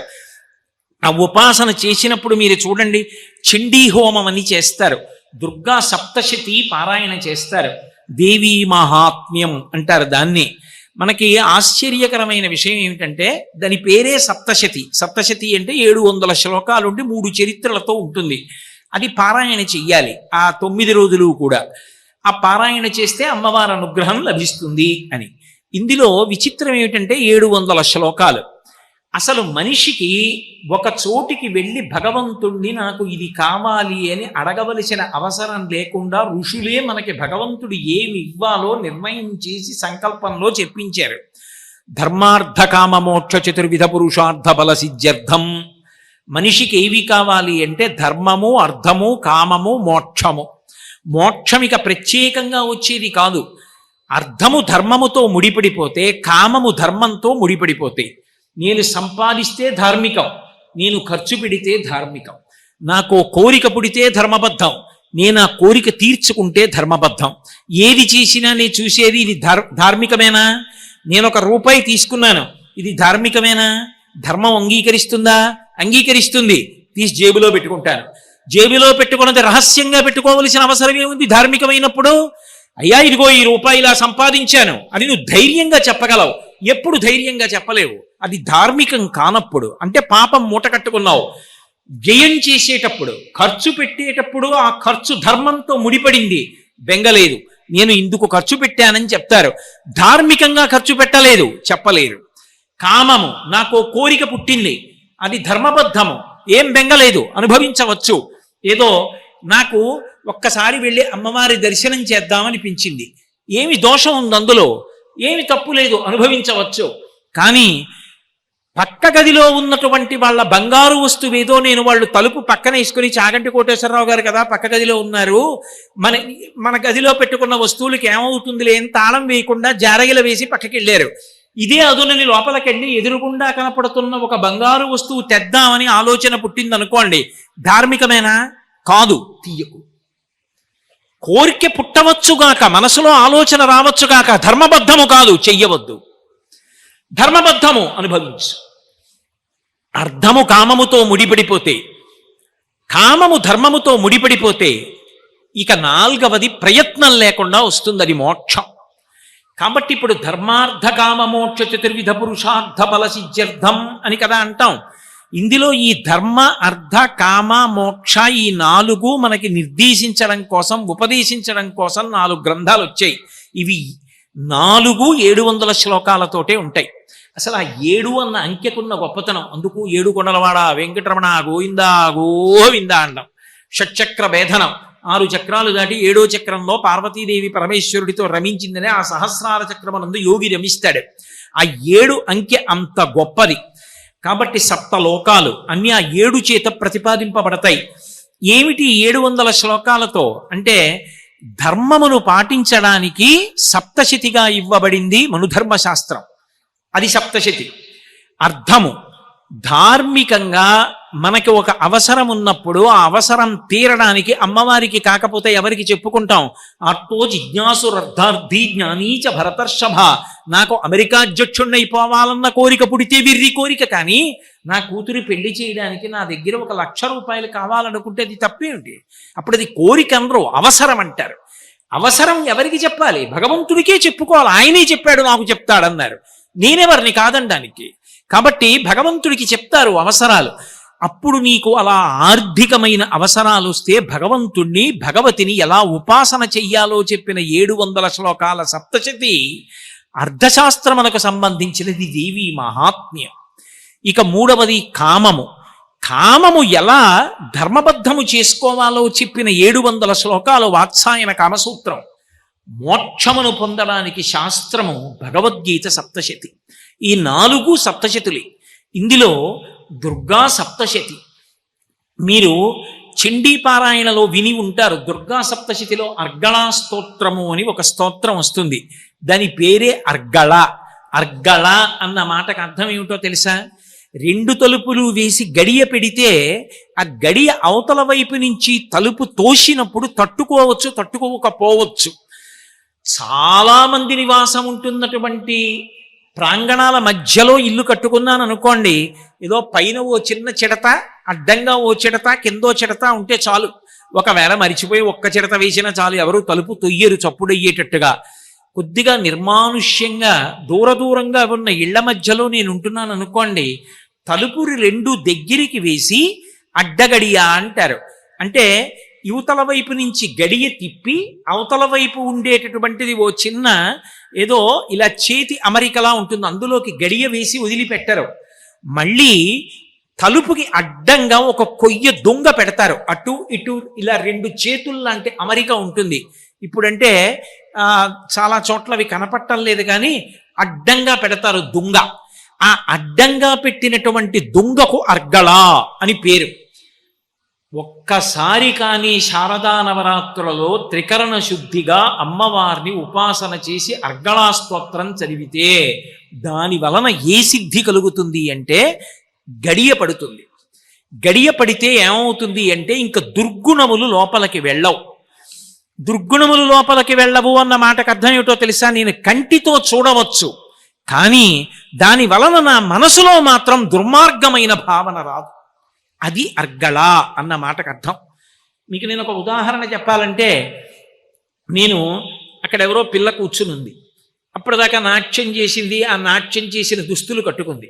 నేను ఆ పిల్ల వంక అలా చూస్తున్నాను అనుకోండి, చూసిన వాళ్ళు ఎవరైనా అదేమిటండి ఆ పిల్ల వంక ఆయన అలా చూస్తున్నాడు అని అనుకోవచ్చు. నిజమే, బాహ్యంలో నేను ఆ పిల్ల వంక అలా చూస్తూ ఉండవచ్చు, కానీ నేను ఆ పిల్ల వంక చూస్తున్నప్పుడు నా మనసులో వస్తున్నటువంటి భావన, ఓ నా తల్లి ఆ చిదంబరంలో చిత్సభలో నటరాజస్వామితో కలిసి నాట్యం చేసినప్పుడు ఇలాగే నాట్యం దుస్తులు ధరించి ఉండి ఉంటుంది. ఆ ప్రదోష వేళలో శంకరుడితో కలిసి నృత్యం చేస్తూ ఉంటే వ్యాఘ్రపాదుడు పతంజలి చూస్తూ ఉండుంటారు. నా తల్లి నాట్యం చేయడానికి వెళ్లే ముందు ఇలాగే కూర్చునుంది. నందీశ్వరుడు మొదలైన వాళ్ళు వాద్యఘోష మొదలు పెట్టగానే నా తల్లి కూడా వేదిక మీదకి వెడుతుంది, శంకరుడితో కలిసి నాట్యం చేస్తుంది. లాస్యప్రియా లయకరీ. ఏమి నా తల్లి ఈ రూపంలో ప్రదోష వేళలో ఇలా కూర్చుందా ఏమి అని నేను మనసులో భావన పొందుతున్నాను. ఇప్పుడు నేను చూడడం వికారంగా కనిపించవచ్చు, ఎందుకు అలా చూస్తున్నాడు అనిపించవచ్చు, కానీ దుర్మార్గమైన భావన ఏదైనా నాలో కలిగిందా? కలగదు, అడ్డుపడింది. పడి ఆ పిల్ల యందు నేను సాయంకాలం ప్రదోష వేళలో చిత్సభలో కనక సభలో చిదంబరంలో నృత్యం చేయడానికి నటరాజస్వామితో కలిసి వెడుతున్నటువంటి జగన్మాత దర్శనం చేస్తున్నాను. మనసు శుద్ధమై ఉత్తమ భావనలు వచ్చి దుర్మార్గ భావనలు ఇంద్రియములు చూసినప్పుడు కలగకుండా చెయ్యగలిగినటువంటి శక్తి ఎవరున్నదో, ఏ తల్లి ప్రచోదనంగా ఆలోచననిస్తుందో ఆ తల్లి అనుగ్రహం అర్గళా స్తోత్రము ద్వారా ప్రసరిస్తుంది. అందుకే ఈ దేవీ నవరాత్రులలో అర్గళా స్తోత్రం చేసి అమ్మవారిని పదే పదే అడుగుతారు. మీరు విజయవాడ కనకదుర్గమ్మ దేవాలయం దగ్గర కూర్చున్నా, ఎక్కడ దేవీ నవరాత్రులు జరుగుతున్న చోట సప్తశతీ పారాయణం జరుగుతున్నా మీకు ఈ మంత్రం వినపడుతుంది. రూపం దేహి, జయం దేహి, యశో దేహి, దిశో జహి. ఇది ఎన్నో మార్లు చెప్తారు, చెప్పి హవిస్సిస్తారు అమ్మవారికి. రూపం దేహి, అమ్మ నాకు మంచి రూపాన్ని. ఏమిటి మంచి రూపం? కొత్తగా ఏమైనా మారిపోతుందా? నల్లగా ఉన్నవాడు తెల్లగా అయిపోతాడా? తెల్లగా ఉన్నవాడు నల్లగా అయిపోతాడా? అందంగా ఉన్నవన్న మాటకు అర్థం ఏమిటి? ఎవడికి అందంగా ఉండాలి? నీ భర్తకి నువ్వు అందంగా ఉంటే చాలు, నా భార్యకి నేను అందంగా ఉంటే చాలు. ఇంకెవరికి ఉండాలి? ఉండకపోతే వచ్చిన నష్టం ఏమిటి? ఎవరికి ఎవరు ఎంత అందంగా ఉండాలి అసలు లోకంలో? మరి ఏమిటి రూపం దేహి అంటే? నాకు రూపం ఇయ్యి అని అడగడం ఏంటి? రూపం లేదా? ఇప్పుడు నీకు కాళ్ళు లేవా, చేతులు లేవా, చెవులు లేవా, ముక్కు లేవా, కళ్ళు లేవా, నోరు లేదా, రూపం లేదా, పేరు లేదా? ఎందుకు అడుగుతున్నావు? ఏమిటి రూపం దేహి అంటే? ఏ రూపాన్ని కోరుతున్నాడంటే నిజానికి అన్ని రూపముల యొక్క ఆలవాలమైనటువంటి రూపం ఏది అంటే అసలు నిజానికి వెలుగు. అందుకే దివు అంటారు, కాంతి. అసలు ఆ తల్లి యొక్క రూపం ఏది అంటే ఆ వెలుతురు ఆమె యొక్క స్వరూపం. ఆమె జగన్మాతయ్య క్రీడిస్తుంది, ప్రకాశిస్తుంది. అందుకే జగజ్జనని దేవి అని పిలుస్తారు, దేవీ భాగవతం అంటారు. దేవి అంటే దివు అంటే క్రీడించున్నది, ప్రకాశించున్నది. ప్రకాశము ఆమె యొక్క రూపము. ప్రకాశము లేదనుకోండి రూపము కనబడదు. ఇప్పుడు ఈ దీపాలేవి లేవనుకోండి, నా రూపం ఎలా కనబడుతుంది? మీ రూపాలు నాకెలా కనబడతాయి? అసలు నిజానికి రూపములకన్నిటికీ కూడా పరాకాష్ఠ అయిన రూపం ఏది అంటే వెలుగు. ఆ వెలుగు ఏదో మాకు తెలియాలి. ఆ వెలుగు ఎందు మేము లీనమైపోవాలి. ఆ వెలుగు మేమైపోవాలి. ఇక ఆ వెలుగు కన్నా వేరుగా మేము ఉండకూడదు. నది చూడండి, ప్రవహించి ప్రవహించి ప్రవహించి ప్రవహించి వెడుతుంది. వెళ్ళి వెళ్ళి వెళ్ళి వెళ్ళి చివరికి ఏమవుతుంది? సముద్రంలో కలిసిపోతుంది. కలిసిపోయిన తర్వాత ఇక నదేది, పేరేది, నీరేది, రుచేది, రూపమేది లేదు, సముద్రంలో కలిసిపోయింది. శంకరులు శివానందలహరి చేస్తూ అంటారు, అంకూలం నిజబీజ సంతతి రయస్కాంతో ఫలం సూచిక సాధ్వీ నైజ విభుం లతాక్షితిరుహం సింధు సరిద్వల్లభం ప్రాప్నోతీహ యథా తథా పశుపతే పాదారవిందద్వయం చేతో వృత్తి రూపేత్య తిష్టతి సదా సా భక్తి రుత్యుచ్యతే అంటారు. ఆఖరికి నది వెళ్ళి సముద్రమునందు సంగమించిపోయినట్టుగా నేను రూపమన్నది లేకుండా, నామమన్నది లేకుండా భగవంతుని యందు ఐక్యమైపోవడమే భక్తి యొక్క పరాకాష్ఠ. అదిగో అటువంటి స్థితిని నాకు కల్పించదవుగాక. అది రూపం దేహి, జయం దేహి. ఏమిటి జయం కావాలి నీకు అంటే జీవితము నిత్య సంగ్రామం, ప్రతి క్షణం సంగ్రామం జరుగుతూనే ఉంటుంది. అందుకే వినాయకుడిని ఒక మాట అడుగుతాం, సంగ్రామే సర్వకార్యేషు విఘ్నస్తస్య నజాయతే. ఏమిటి సంగ్రామం? ఏమిటి యుద్ధానికి ఎడతావు నువ్వు అంటే యుద్ధానికంటే నిజంగా కత్తి కర్ర పట్టుకుని ఎడుతున్నానని కాదు. జీవితంలో ప్రతి క్షణం యుద్ధమే. ప్రతి క్షణం యుద్ధంలో జయం దేని వల్ల పొందుతాడో తెలుసా? కర్తవ్యత నిష్ఠ చేత పొందుతాడు. ఇది మీరు బాగా పట్టుకోవాలి. కర్తవ్యత దృష్టి. అందుకే మీరు జాగ్రత్తగా గమనించండి, ఎక్కడా కూడా ఆర్షాంగ్మయంలో బాధ్యత అన్న మాట వాడరు. మీకు అంతవరకు ఎందుకు? వెంకటేశ్వర సుప్రభాతం ఉంటుంది, కౌసల్యా సుప్రజా రామ పూర్వా సంధ్యా ప్రవర్తతే ఉత్తిష్ఠ నరశార్దూల కర్తవ్యం దైవమాన్హికం.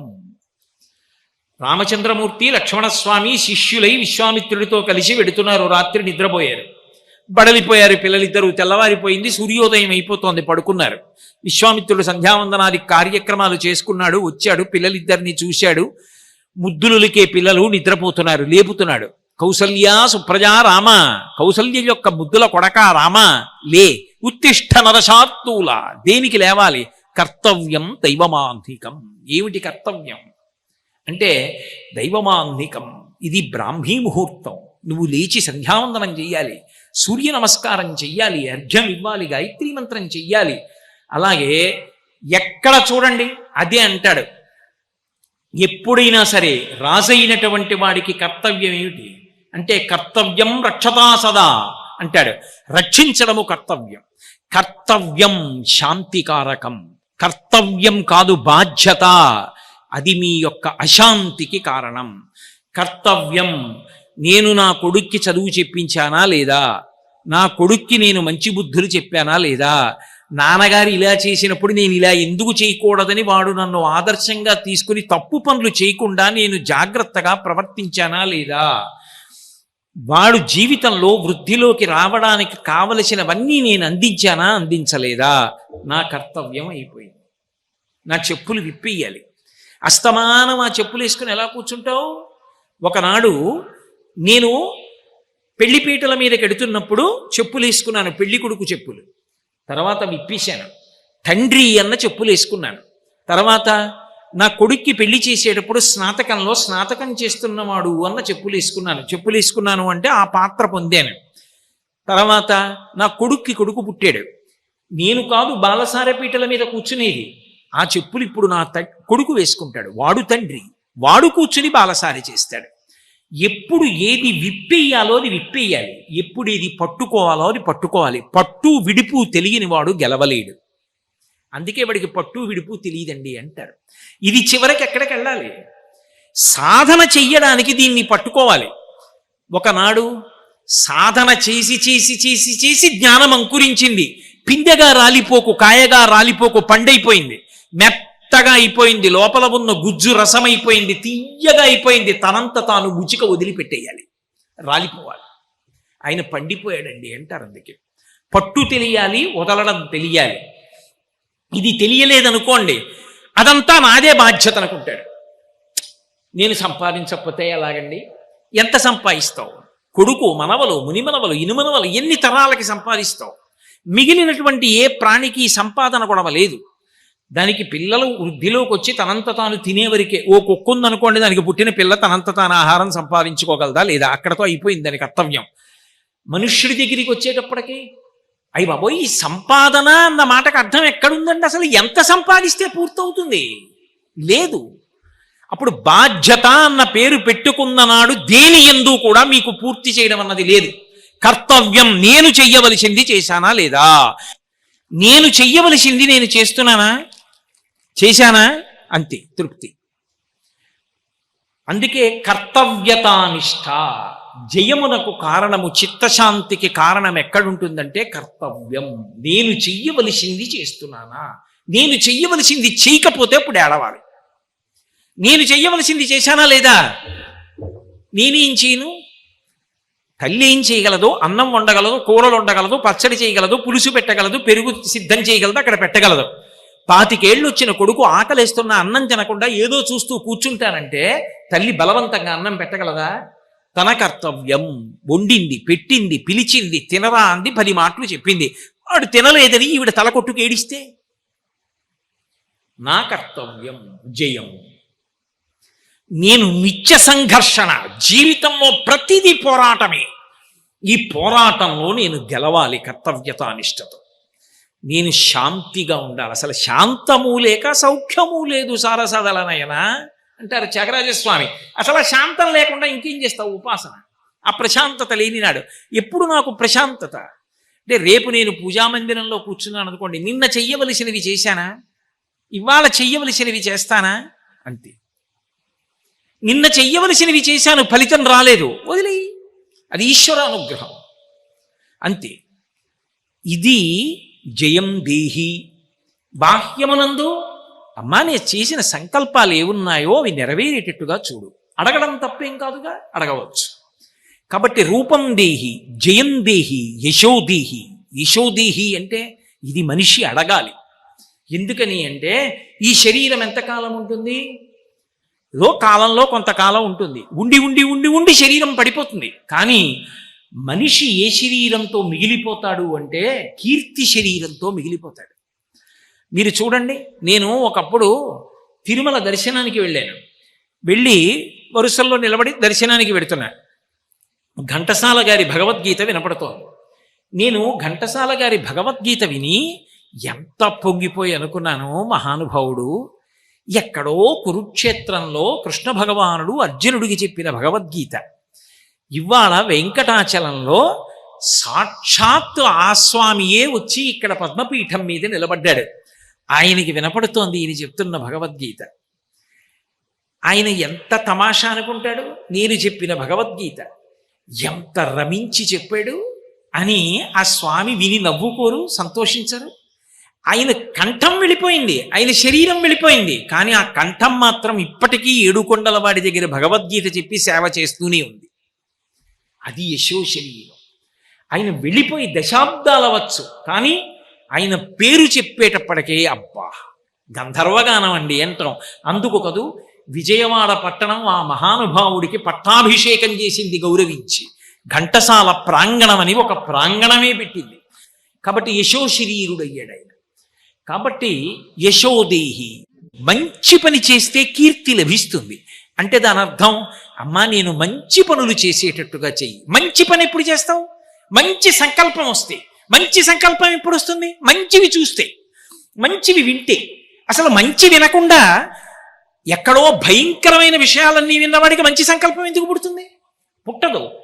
అందుకని మంచివి వినాలి, మంచివి చూడాలి, మంచివి తినాలి, మంచివి ముట్టుకోవాలి, మంచివి వాసన చూడాలి, మంచి ఆలోచన రావాలి, మంచి నిర్ణయం చేయాలి, మంచి పని చెయ్యాలి, దానివల్ల కీర్తి పొందాలి.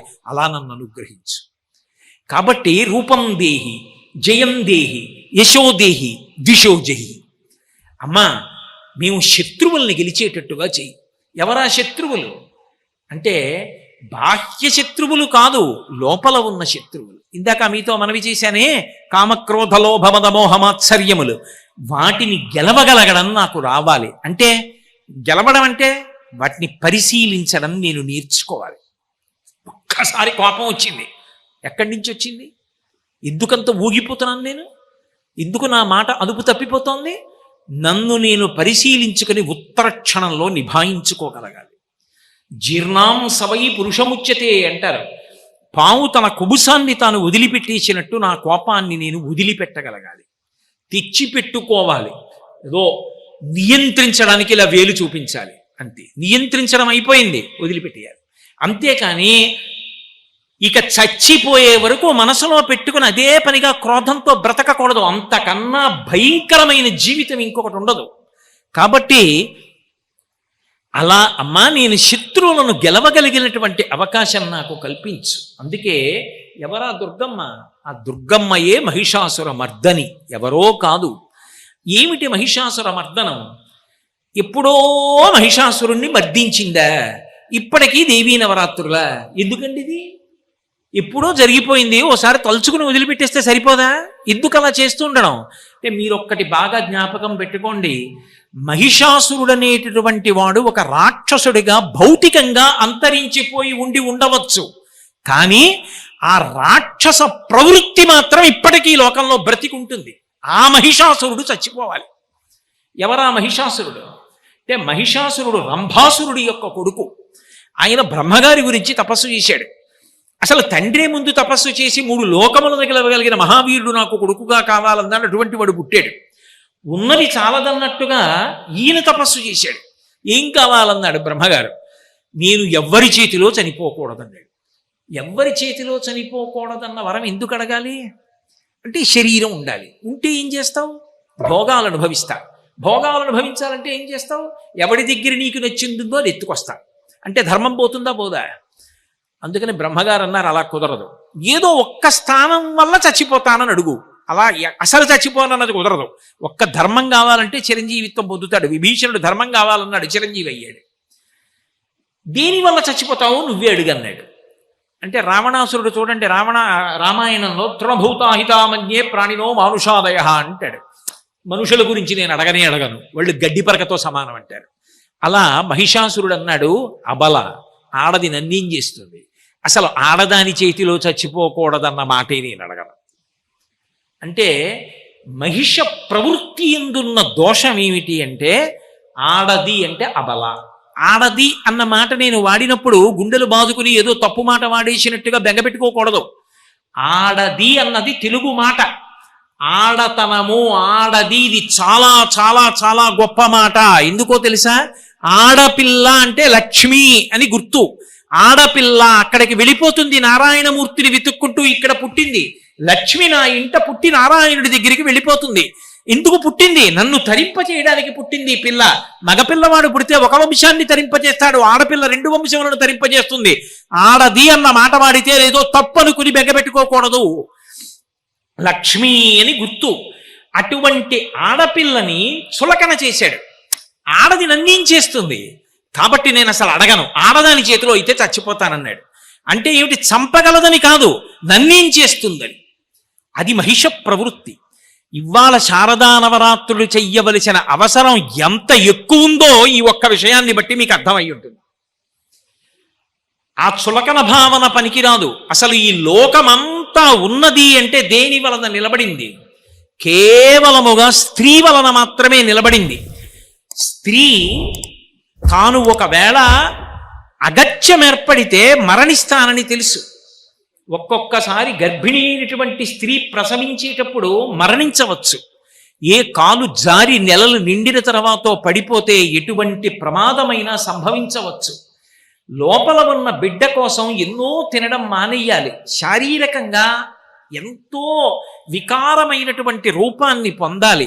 ఏ రాత్రి నిప్పులు వస్తాయో, ఎక్కడికి తీసుకెళ్లాలో, ఆ లోపలికి వెడుతున్నప్పుడు తాను జనన మరణములనేటటువంటి 2 కోరల మధ్య చిక్కుపడి ఉన్నాను, లేదా మృత్యుదేవత 2 కోరల మధ్య చిక్కి ఉన్నాను. మృత్యుదేవత నోటి 2 కోరల చిక్కి బ్రతికినొకవేళ బ్రతుకవచ్చు.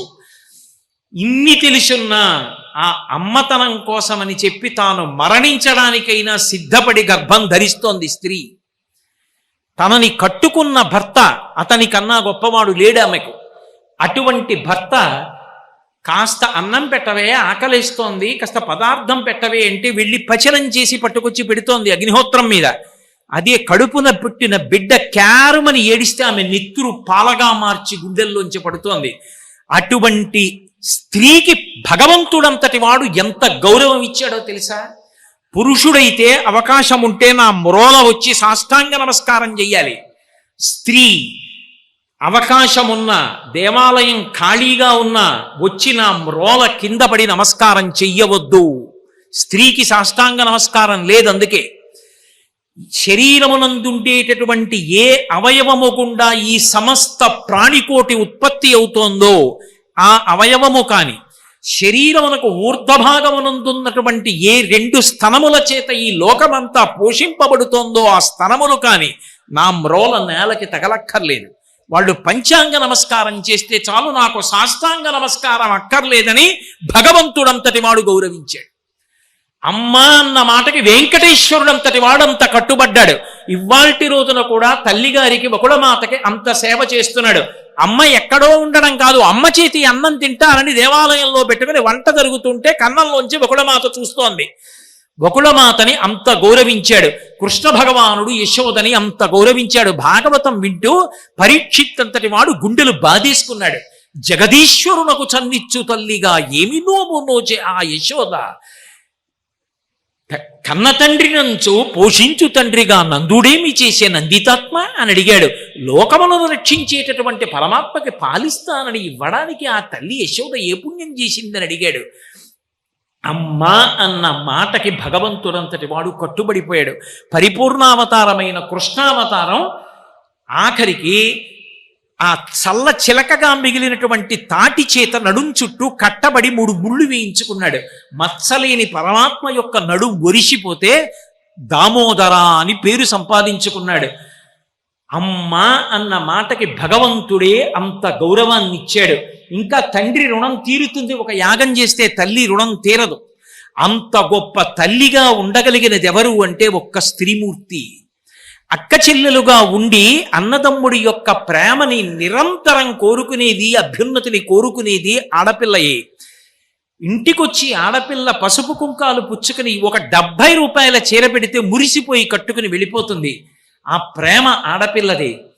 తన ధర్మపత్నిగా తను పుణ్యకార్యం చేయడానికి, యజ్ఞయాగాదులు చేయడానికి అధికారమును కల్పిస్తున్నది స్త్రీ. చిట్ట చివరికి లోకంలో ఎవరైనా దీర్ఘకాలం బ్రతికుండాలనుకుంటారు. తన బిడ్డడి కోసం ఒక మాట అమ్మంటుంది, నాన్న నీ చచ్చిపోయినా పర్వాలేదురా, నా ఆయుర్దాయం పోసుకు బ్రతుకు అనగలిగినది స్త్రీ ఒక్కతే. అమ్మ మాత్రమే అంటుంది. ఆయన చేతిలో నేను వెళ్ళిపోవాలంటుంది, కానీ ఆయన వెళ్ళిపోవాక నేను బ్రతకాలని ఏ స్త్రీ కోరుకోదు. ఇది అనగలిగినది స్త్రీ ఒక్కతే. స్త్రీ కన్నా గొప్ప శాంతి స్థానం పురుషుడికి లేదు. ఇంత గొప్పదైనటువంటి స్త్రీని అంత చులకన భావనతో మాట్లాడి, స్త్రీ అంటే కేవలముగా ఒక భోగ వస్తువు అనుకున్నటువంటి మహిషాసురుడు ఆనాడు మరణించి ఉండవచ్చు, కానీ ఆ మహిష ప్రవృత్తి బ్రతికుంది సమాజంలో. అది ఎప్పుడెప్పుడు పెరుగుతోందో అప్పుడప్పుడు దాన్ని పీచమడచవలసినది అమ్మవారే. ఇటువంటి తప్పు భావనలు నా యందు రాకుండుగాక. మాతృవత్పరదారేషు, ఒక స్త్రీ తాను ఏ వేదిక మీద ఎక్కడ ఎలా కనపడినా 10 మంది యందు మాతృభావన కలిగేటట్టుగా నేను కనపడాలన్న భావన వారు పొందాలి.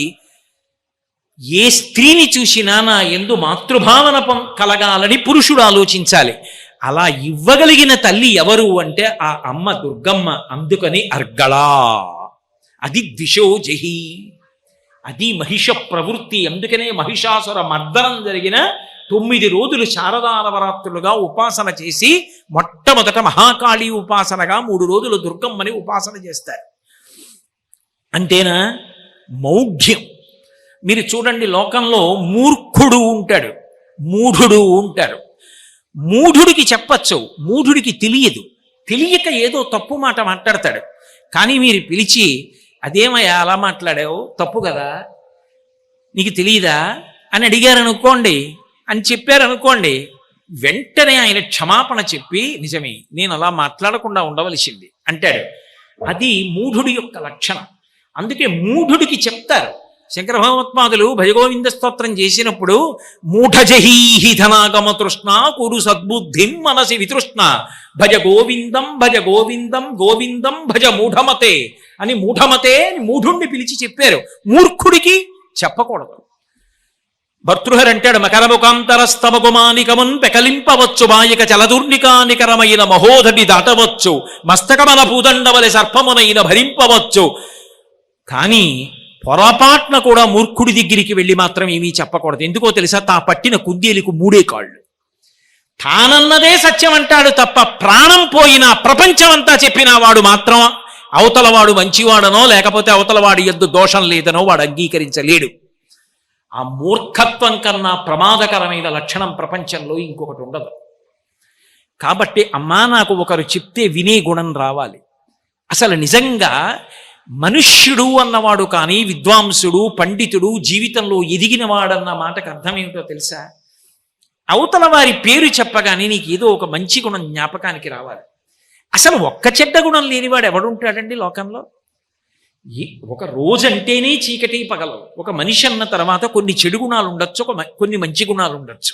ఎవ్వరి పేరు చెప్పనివ్వండి, ఒక్క మంచి గుణమైనా నీకు జ్ఞాపకానికి రావాలి. ఆయన యోగ్యుడండి, ఫలానా విషయంలో మహానుభావుడు చాలా గొప్పవాడు, ఆయనకి ఆ విషయం గొప్ప విశేషం ఉందండి, ఆయనలో అనగలిగిన ప్రజ్ఞ ఉండాలి. అది మానేసి 24 గంటలో అవతలవాడిలో లోపమేమిటన్నది ఎంచడం ఒక్కటే వస్తే, అలా ఎంచడానికి ఈశ్వరుడు నీకు ఏ విభూతులు ఇచ్చాడో అవన్నీ నువ్వు దుర్వినియోగం చేసి పతనమైపోతున్నావు అని గుర్తు. లోకంలో ఎవరి వంక చూసినా వారిలో ఏదో ఒక మంచి గుణం నీకు కనపడగలిగితే నీకున్న బుద్ధి ప్రకాశించిందని గుర్తు. కాబట్టి అమ్మా, నా యందు దుర్గుణములు కోవాలమ్మా, అడ్డుగడియగా పడు, అది అర్గళ. అందుకని 1కి 10 మాటలు అడుగుతారు, అడిగి హవిస్సిస్తారు. ఆ చండీ హోమం చేసే ప్రక్రియ మీ అందరూ చూసి ఉంటారు. ఆ అడుగుతూ రూపం దేహి, జయం దేహి, యశోదేహి, ద్విషోజహి అని అడిగి హవిస్సిస్తూ ఉంటారు. ఆ తల్లి ఇది దక్షిణాయనానికి బ్రాహ్మీ ముహూర్తం లాంటిది కాబట్టి ఆ సమయంలో చేసిన చండీపారాయణ, సప్తశతీ పారాయణ, ఆ తల్లి యొక్క అనుగ్రహం చేత దుర్గుణములన్నీ తొలగిపోయి మహిష ప్రవృత్తి పోతుంది. మహిషాసురుడు మూర్ఖుడు, ఎవరు చెప్పనివ్వండి వాడు వినడు. నేనే గొప్పవాణ్ణి, మిగిలిన వాళ్ళందరూ ఎందుకు పనికి మాలిన వాళ్ళు, నా అంత గొప్పవాడు లోకంలో ఎక్కడుంటాడు? ఈ భావన ఎక్కడ కలిగిందో, ఎవరి యందు స్త్రీ పట్ల చులకన భావన పొంది ఉంటారో వాడే మహిషాసురుడు. వాడు ఏ రూపంలో ఉండనివ్వండి, ఎలా బట్ట కట్టుకోనివ్వండి, ఎలా ఉండనివ్వండి, ఏం చెప్పనివ్వండి, లోపల మాత్రం మహిష ప్రవృత్తియే ఉన్నది. ఇవాళ వాడికి కొమ్ములు లేవు, వాడు దున్నపోతులా కనపట్టలేదు, కానీ ప్రవృత్తి మాత్రం మహిష ప్రవృత్తి. ఈ మహిష ప్రవృత్తి పోవాలి, మనిషిగా బ్రతకాలి. శారదా నవరాత్రుల మొదటి 3 రోజులు ఆ మహాతల్లి యొక్క పాదములు పట్టుకుని ఉపాసన చెయ్యి. కాలుతున్న కట్టెలోంచి నీరు వెనక నుంచి పోయినట్టు దుర్గుణములు రాలిపోతాయి నీలోంచి. మహిష ప్రవృత్తి పోయి మనుష్య ప్రవృత్తి నీలో కలుగుతుంది. అందుకని మొదటి 3 రోజులు ఆ తల్లి యొక్క ఉపాసన చేస్తారు. ఇవాళ సమాజంలో ఎంత అవసరమో మీ అందరికీ తెలుసు, ఇక నేను అంతకన్నా స్పష్టంగా చెప్పక్కర్లేదు. ఇవాళ సమాజంలో స్త్రీ పట్ల చులకన భావన పోయి ఈ మహిష ప్రవృత్తి నశించిపోవాలంటే శారదా నవరాత్రులు, అమ్మవారి ఉపాసన, వాడలా విఘ్నేశ్వర నవరాత్రులు ఎలా జరిగాయో అలా జరగాలి. అన్ని చోట్ల దుర్గా సప్తశతీ పారాయణ జరగాలి. అన్ని చోట్ల అమ్మవారి ఆరాధనలు జరగాలి, అమ్మవారికి వాహన సేవలు జరగాలి, అమ్మవారికి కుంకుమార్చనలు జరగాలి, అమ్మవారికి చండీ హోమం జరగాలి. అప్పుడే రాష్ట్రమంతా సుభిక్షమై ధార్మికమైన రీతిలో ప్రజలు ప్రవర్తించి రాష్ట్రానికి దేశానికి మంచి పేరు వస్తుంది. అందుకే మొదటి 3 రోజులు మహాకాళీ స్వరూపాన్ని ఉపాసన చేస్తారు. 3 రోజులు దాటాక 4, 5, 6 రోజులలో మహాలక్ష్మీ స్వరూపాన్ని ఉపాసన చేస్తారు. మహాలక్ష్మీ స్వరూపం గరుడ వాహనం మీద వెడుతుంటుంది. ఆ తల్లి రక్తాంబరాం రక్తవర్ణాం అని ఎర్రటి బట్టలు కట్టుకుని ఎర్రటి రంగులో ఉంటుంది. ఎర్రటి పూల చేత మారేడు దళాల చేత పూజింపబడుతుంది. అటువంటి తల్లి సుగుణములనిస్తుంది. మీరు చూడండి, దుర్గుణములు తొలగిపోయిన తరువాత సద్గుణములను అమ్మవారు కటాక్షిస్తుంది. ఎందుచేత అంటే మీరు ఒకటి గమనించండి, అసలు శరీరం బలహీన పడిపోయి జ్వరంతో ఉన్నాడు ఒక వ్యక్తి. బలంగా అతను 100 మీటర్ల దూరం పరిగెత్తడానికి పాల్గొనడానికి బలానికి మందిస్తే వెళ్ళగలడా? పడిపోతాడు. ముందు జ్వరం తగ్గాలి. జ్వరం తగ్గిపోయిన తర్వాత శరీరం బలపడడానికి ఔషధం ఇవ్వాలి.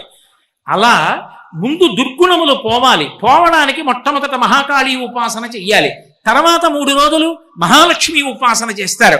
మహాలక్ష్మి ఉపాసన చేస్తే మన ప్రయత్నం లేకుండానే ఆ అమ్మవారి యొక్క అనుగ్రహం చేత మనసులో మంచి ఆలోచనలు వస్తాయి. అవే గుణములు అవుతాయి. ఓర్పుతో ఉండడం, 10 మంది గురించి మంచిగా ఆలోచన చెయ్యడం, నేనొక్కడిని బాగుపడ్డం కాదు, నాతో పాటు 10 మంది బాగుపడాలి అని కోరుకోగలిగినటువంటి త్యాగబుద్ధి, నోరుంది కదా అని అదే పనిగా వదరి మాట్లాడడం కాదు, సంయమనంతో మాట్లాడగలిగినటువంటి మంచి లక్షణం. ఇవన్నీ దేని చేత వస్తాయి అంటే కేవలముగా ఆ తల్లి యొక్క అనుగ్రహముగా సుగుణములు ప్రకాశిస్తాయి. అందుకే మిగిలిన 3 రోజులు మహాలక్ష్మి ఉపాసన చేస్తారు. ఆ తర్వాత 3 రోజులు 7, 8, 9 రోజుల్లో సరస్వతి ఉపాసన చేస్తారు, మహాసరస్వతి ఉపాసన. అందుకే వాటికి సరస్వతి పూజ, శారదా నవరాత్రులు అని పేరు. మహాసరస్వతి స్వరూపం ఏం చేస్తుంది? వివేకాన్ని ఇస్తుంది. సరస్వతి పూజలు అని చేస్తారు. ఆ సరస్వతి పూజ అనేటటువంటి మాటని చాలా చాలా జాగ్రత్తగా అర్థం చేసుకోవాలి.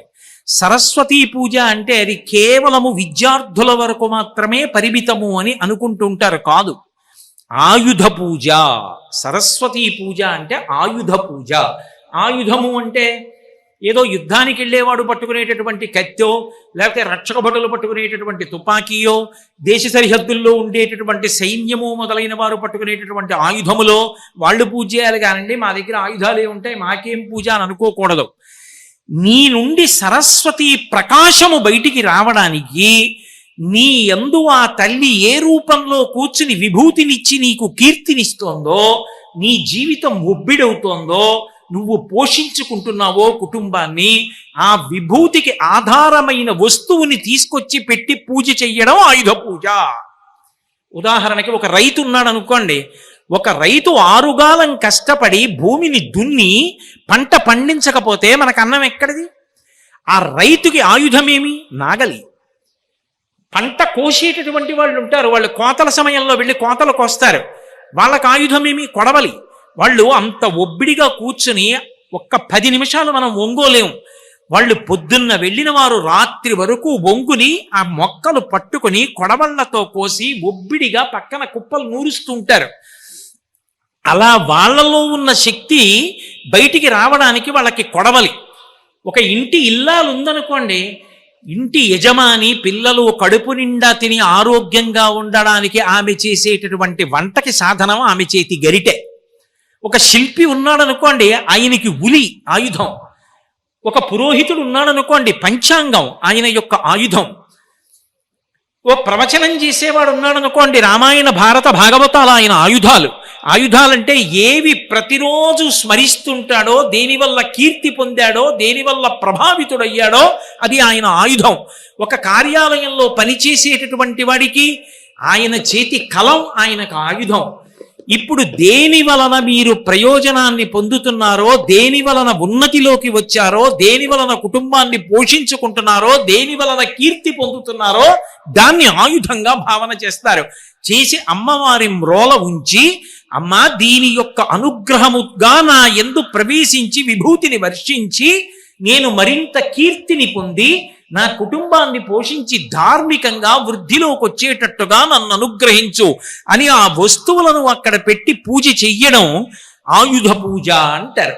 అందుకే పిల్లలు చదువుకునేటటువంటి పుస్తకాలు, వ్రాసుకునేటటువంటి పుస్తకాలు, కళాలు దగ్గర నుంచి పెద్దవాళ్ళు వాడేటటువంటి వస్తువుల వరకు తీసుకొచ్చి అక్కడ పెట్టి పూజించి అమ్మవారి యొక్క విభూతి ఆ వస్తువులోకి ప్రవేశించి ఆ వస్తువుని ఉపయోగించడం ద్వారా నేను మంచి కీర్తిని పొందాలి. నేను అధికారిని అనుకోండి, నేను కలంతో పెట్టేటటువంటి సంతకం వల్ల కొన్ని కోట్ల మందికి మంచి ఉన్నతి లభించవచ్చు, ఉపకారం జరగవచ్చు. నేను మంచి పనికి సంతకం పెట్టగలగాలి. దానివల్ల శాశ్వతమైన కీర్తి మూట కట్టుకోవాలి. ఈ కలం గుండా నాకు అటువంటి విభూతిని కటాక్షించు. కళాన్ని ఆయుధంగా పెడతారు, పెట్టి సరస్వతీ పూజ చేస్తారు. ఈ సరస్వతీ పూజ అని నేను అన్నప్పుడు మహాసరస్వతీ స్వరూపం ఇవ్వగలిగినది ఏది అంటే వివేకం. పై హద్దులో ఆవిడ ఏమిస్తుంది అంటే నిత్యానిత్య వస్తు వివేకం ఇస్తుంది. ఏది శాశ్వతమైన వస్తువు, ఏది అశాశ్వతమైన వస్తువో తెలియచేస్తుంది. ఈ శరీరము కాదు సత్యం, ఆత్మ సత్యం.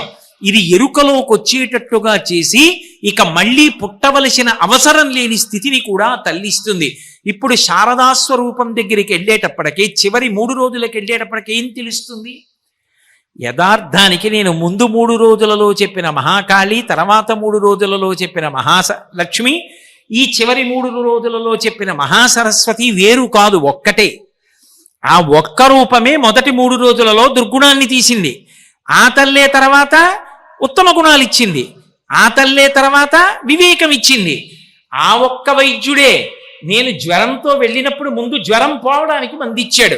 ఆ వైద్యుడే తర్వాత నేను బాగా బలం పుంజుకోవడానికి మందిచ్చాడు. ఆ వైద్యుడే నా మనసు నిలబడకపోతే ఎలా నిలబెట్టాలో నాకు బాగా మంచి మాటలు చెప్పి నేను చదువుకుని ఉన్నతిలోకి రావడానికి కారణమయ్యాడు.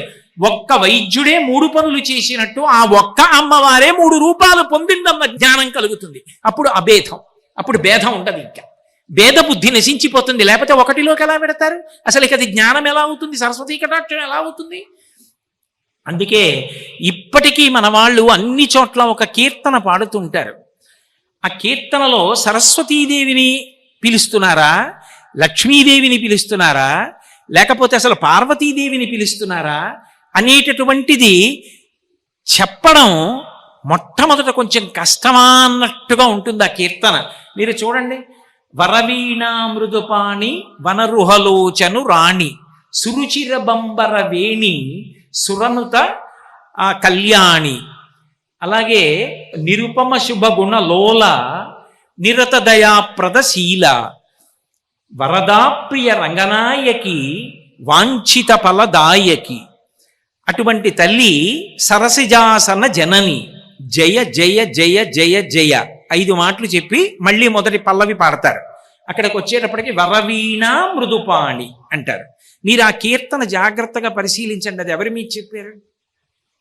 వరవీణా మృదుపాణి, మృదువైన చేతులతో ఆమె వీణ పట్టుకుంది. వరవీణ మృదుపాణి వనరుహలోచను రాణి, తామర పువ్వుల వంటి కందులు కలిగిన వాడికి భార్య. వనరుహలోచను రాణి సురుచిర బంబర వేణి, ఆమె యొక్క జుత్తులోంచి సువాసనలు వస్తుంటాయి. తినడానికి పదార్థం ఇచ్చిన దానివి నువ్వు, తినడానికి పళ్ళు పెట్టిన దానివి నువ్వు, నవలడానికి శక్తి నువ్వు, తిన్నది నువ్వు, తిన్నదాన్ని జీర్ణం చేసినది నువ్వు, శక్తిగా మార్చిన దానివి నువ్వు, మాట్లాడించిన దానివి నువ్వు, కీర్తినిచ్చిన దానివి నువ్వు అన్నప్పుడు ఏది తిన్నా అది అమ్మవారికి నేను హవిస్సుగా ఇస్తున్నానన్న భావనతో తిన్నవాడు తిన్నది యజ్ఞం చేసి పూజ చేస్తున్నాడు. ఆఖరికి నిద్రపోతూ ఉంటే, అమ్మా నిద్ర కొనుక్కుంటే వచ్చేదా? నేను పడుకునేటప్పటికి నిద్రపుచ్చిన ఇంద్రియములకన్నిటికీ శక్తినిస్తున్నావు. అమ్మా నేను నీకు కృతజ్ఞుడను. నిద్ర లేస్తూనే అమ్మా రాత్రి నాకు నిద్రనిచ్చి నా ఇంద్రియములకు శక్తినిచ్చావు, కృతజ్ఞుడను. ఇప్పుడు పూజామందిరం అవసరమేముంది? నేను ఎక్కడికి తిరుగుతున్నా అమ్మా నువ్వు ఈ కాళ్ళకి శక్తినిచ్చావు కాబట్టి వెళ్ళగలుగుతున్నాను. నేను నా కదలికలన్నిటిలో అమ్మవారిని అనుసంధానం చేసుకుంటున్నప్పుడు అదంతా నేను భగవతికి చేస్తున్న పూజే. ప్రణామ సంవేశ సుఖమకిలం ఆత్మార్పణ దృశ సపర్యాపర్యాయస్తవ భవతు ఎన్మే విలసితం. ఇప్పుడు నేను చేస్తున్న ప్రతి పని ఆ తల్లి పూజయే. ఇప్పుడు ఆవిడిచ్చిన శక్తిని నేను దుర్వినియోగం చేస్తానా? చెయ్యను. భయము భక్తి 2 ఒక్కరి యందే ప్రవేశిస్తాయి. ఇప్పుడు ఏమైంది? శారదా నవరాత్రులలో మొదలుపెట్టిన పూజ ఆఖరి ఊపిరి వరకు ప్రతిక్షణం ఆవిడ పూజగా మారిపోయింది. ప్రతిక్షణం నేను పూజామందిరంలో ఉండక్కర్లేదు, నేను ఎక్కడ ఉన్నా నా పూజ వెళ్ళి నడిచిపోతూనే ఉంటుంది. అంటే నా ఉద్దేశం ఆ స్థితికి ఎదిగిన మహాత్ములను గురించి చెప్తున్నది. అలా అమ్మా నేను అయ్యేటట్టుగా నా భావములను నియంత్రించి నన్ను కాపాడి అనుగ్రహించు అని అడగడం, ఆ శారదానుగ్రహాన్ని పొందడమే శారదా నవరాత్రులు. ఒక రోజు మొత్తానికి తెల్లవారుజాము ఒక్కసారి వస్తుంది. అప్పుడు నిద్రపోయి తర్వాత బాధపడితే సుఖం లేదు. 1 సంవత్సరం మొత్తానికి దక్షిణాయనం ఒకసారి వస్తుంది. దక్షిణాయనం మొత్తానికి శారదా నవరాత్రులు ఆశ్వీజ మాస ప్రారంభంలో 9 రోజులే వస్తాయి. ఈ 9 రోజులు సద్వినియోగం చేసుకున్నవాడు పరమేశ్వరుడిచ్చిన జీవితాన్ని సద్వినియోగం చేసుకున్నట్టు. వదిలిపెట్టుకున్నవాడు ఒక పరమాద్భుతమైన అవకాశాన్ని పోగొట్టుకున్నవాడు. కాబట్టి మనమెవ్వరం అలా పోగొట్టుకునే వాళ్ళం కాదు. ఆ భగవతి యొక్క అనుగ్రహంతో, ఆ కనకదుర్గమ్మ యొక్క అనుగ్రహ విశేషం చేత చక్కగా మనందరం భక్తి శ్రద్ధలతో శాస్త్రమునందు గురువాక్యమునందు విశ్వాసముంచి శారదా నవరాత్రులను అనుష్ఠించి ఆ భగవతి యొక్క నిర్హేతుక కృపాకటాక్షణములకు పాత్రులమై అటువంటి అనుగ్రహాన్ని మనకి వర్షించాలని మీ పనుపున నా పనుపున నేను ఆ కనకదుర్గమ్మ తల్లి యొక్క పాదార విందములకు సాంజలి బంధకంగా ప్రణమిల్లి నమస్కరిస్తూ మంగళాశాసనపరై మదాచార్య పురోగమై సర్వైశ్చ పూర్వైరాచార్యై సత్కృతాయాస్తు మంగళం మంగళం కోసలేంద్రాయ మహనీయ గుణాత్మనే చక్రవర్తి తనూజాయ సర్వభౌమాయ మంగళం ఉమాకాంతాయ కాంతాయ కామితార్థప్రదాయినే శ్రీగిరీశాయ దేవాయ మలినాథాయ మంగళం సర్వం శ్రీ ఉమామహేశ్వర పరబ్రహ్మార్పణమస్తు స్వస్తి.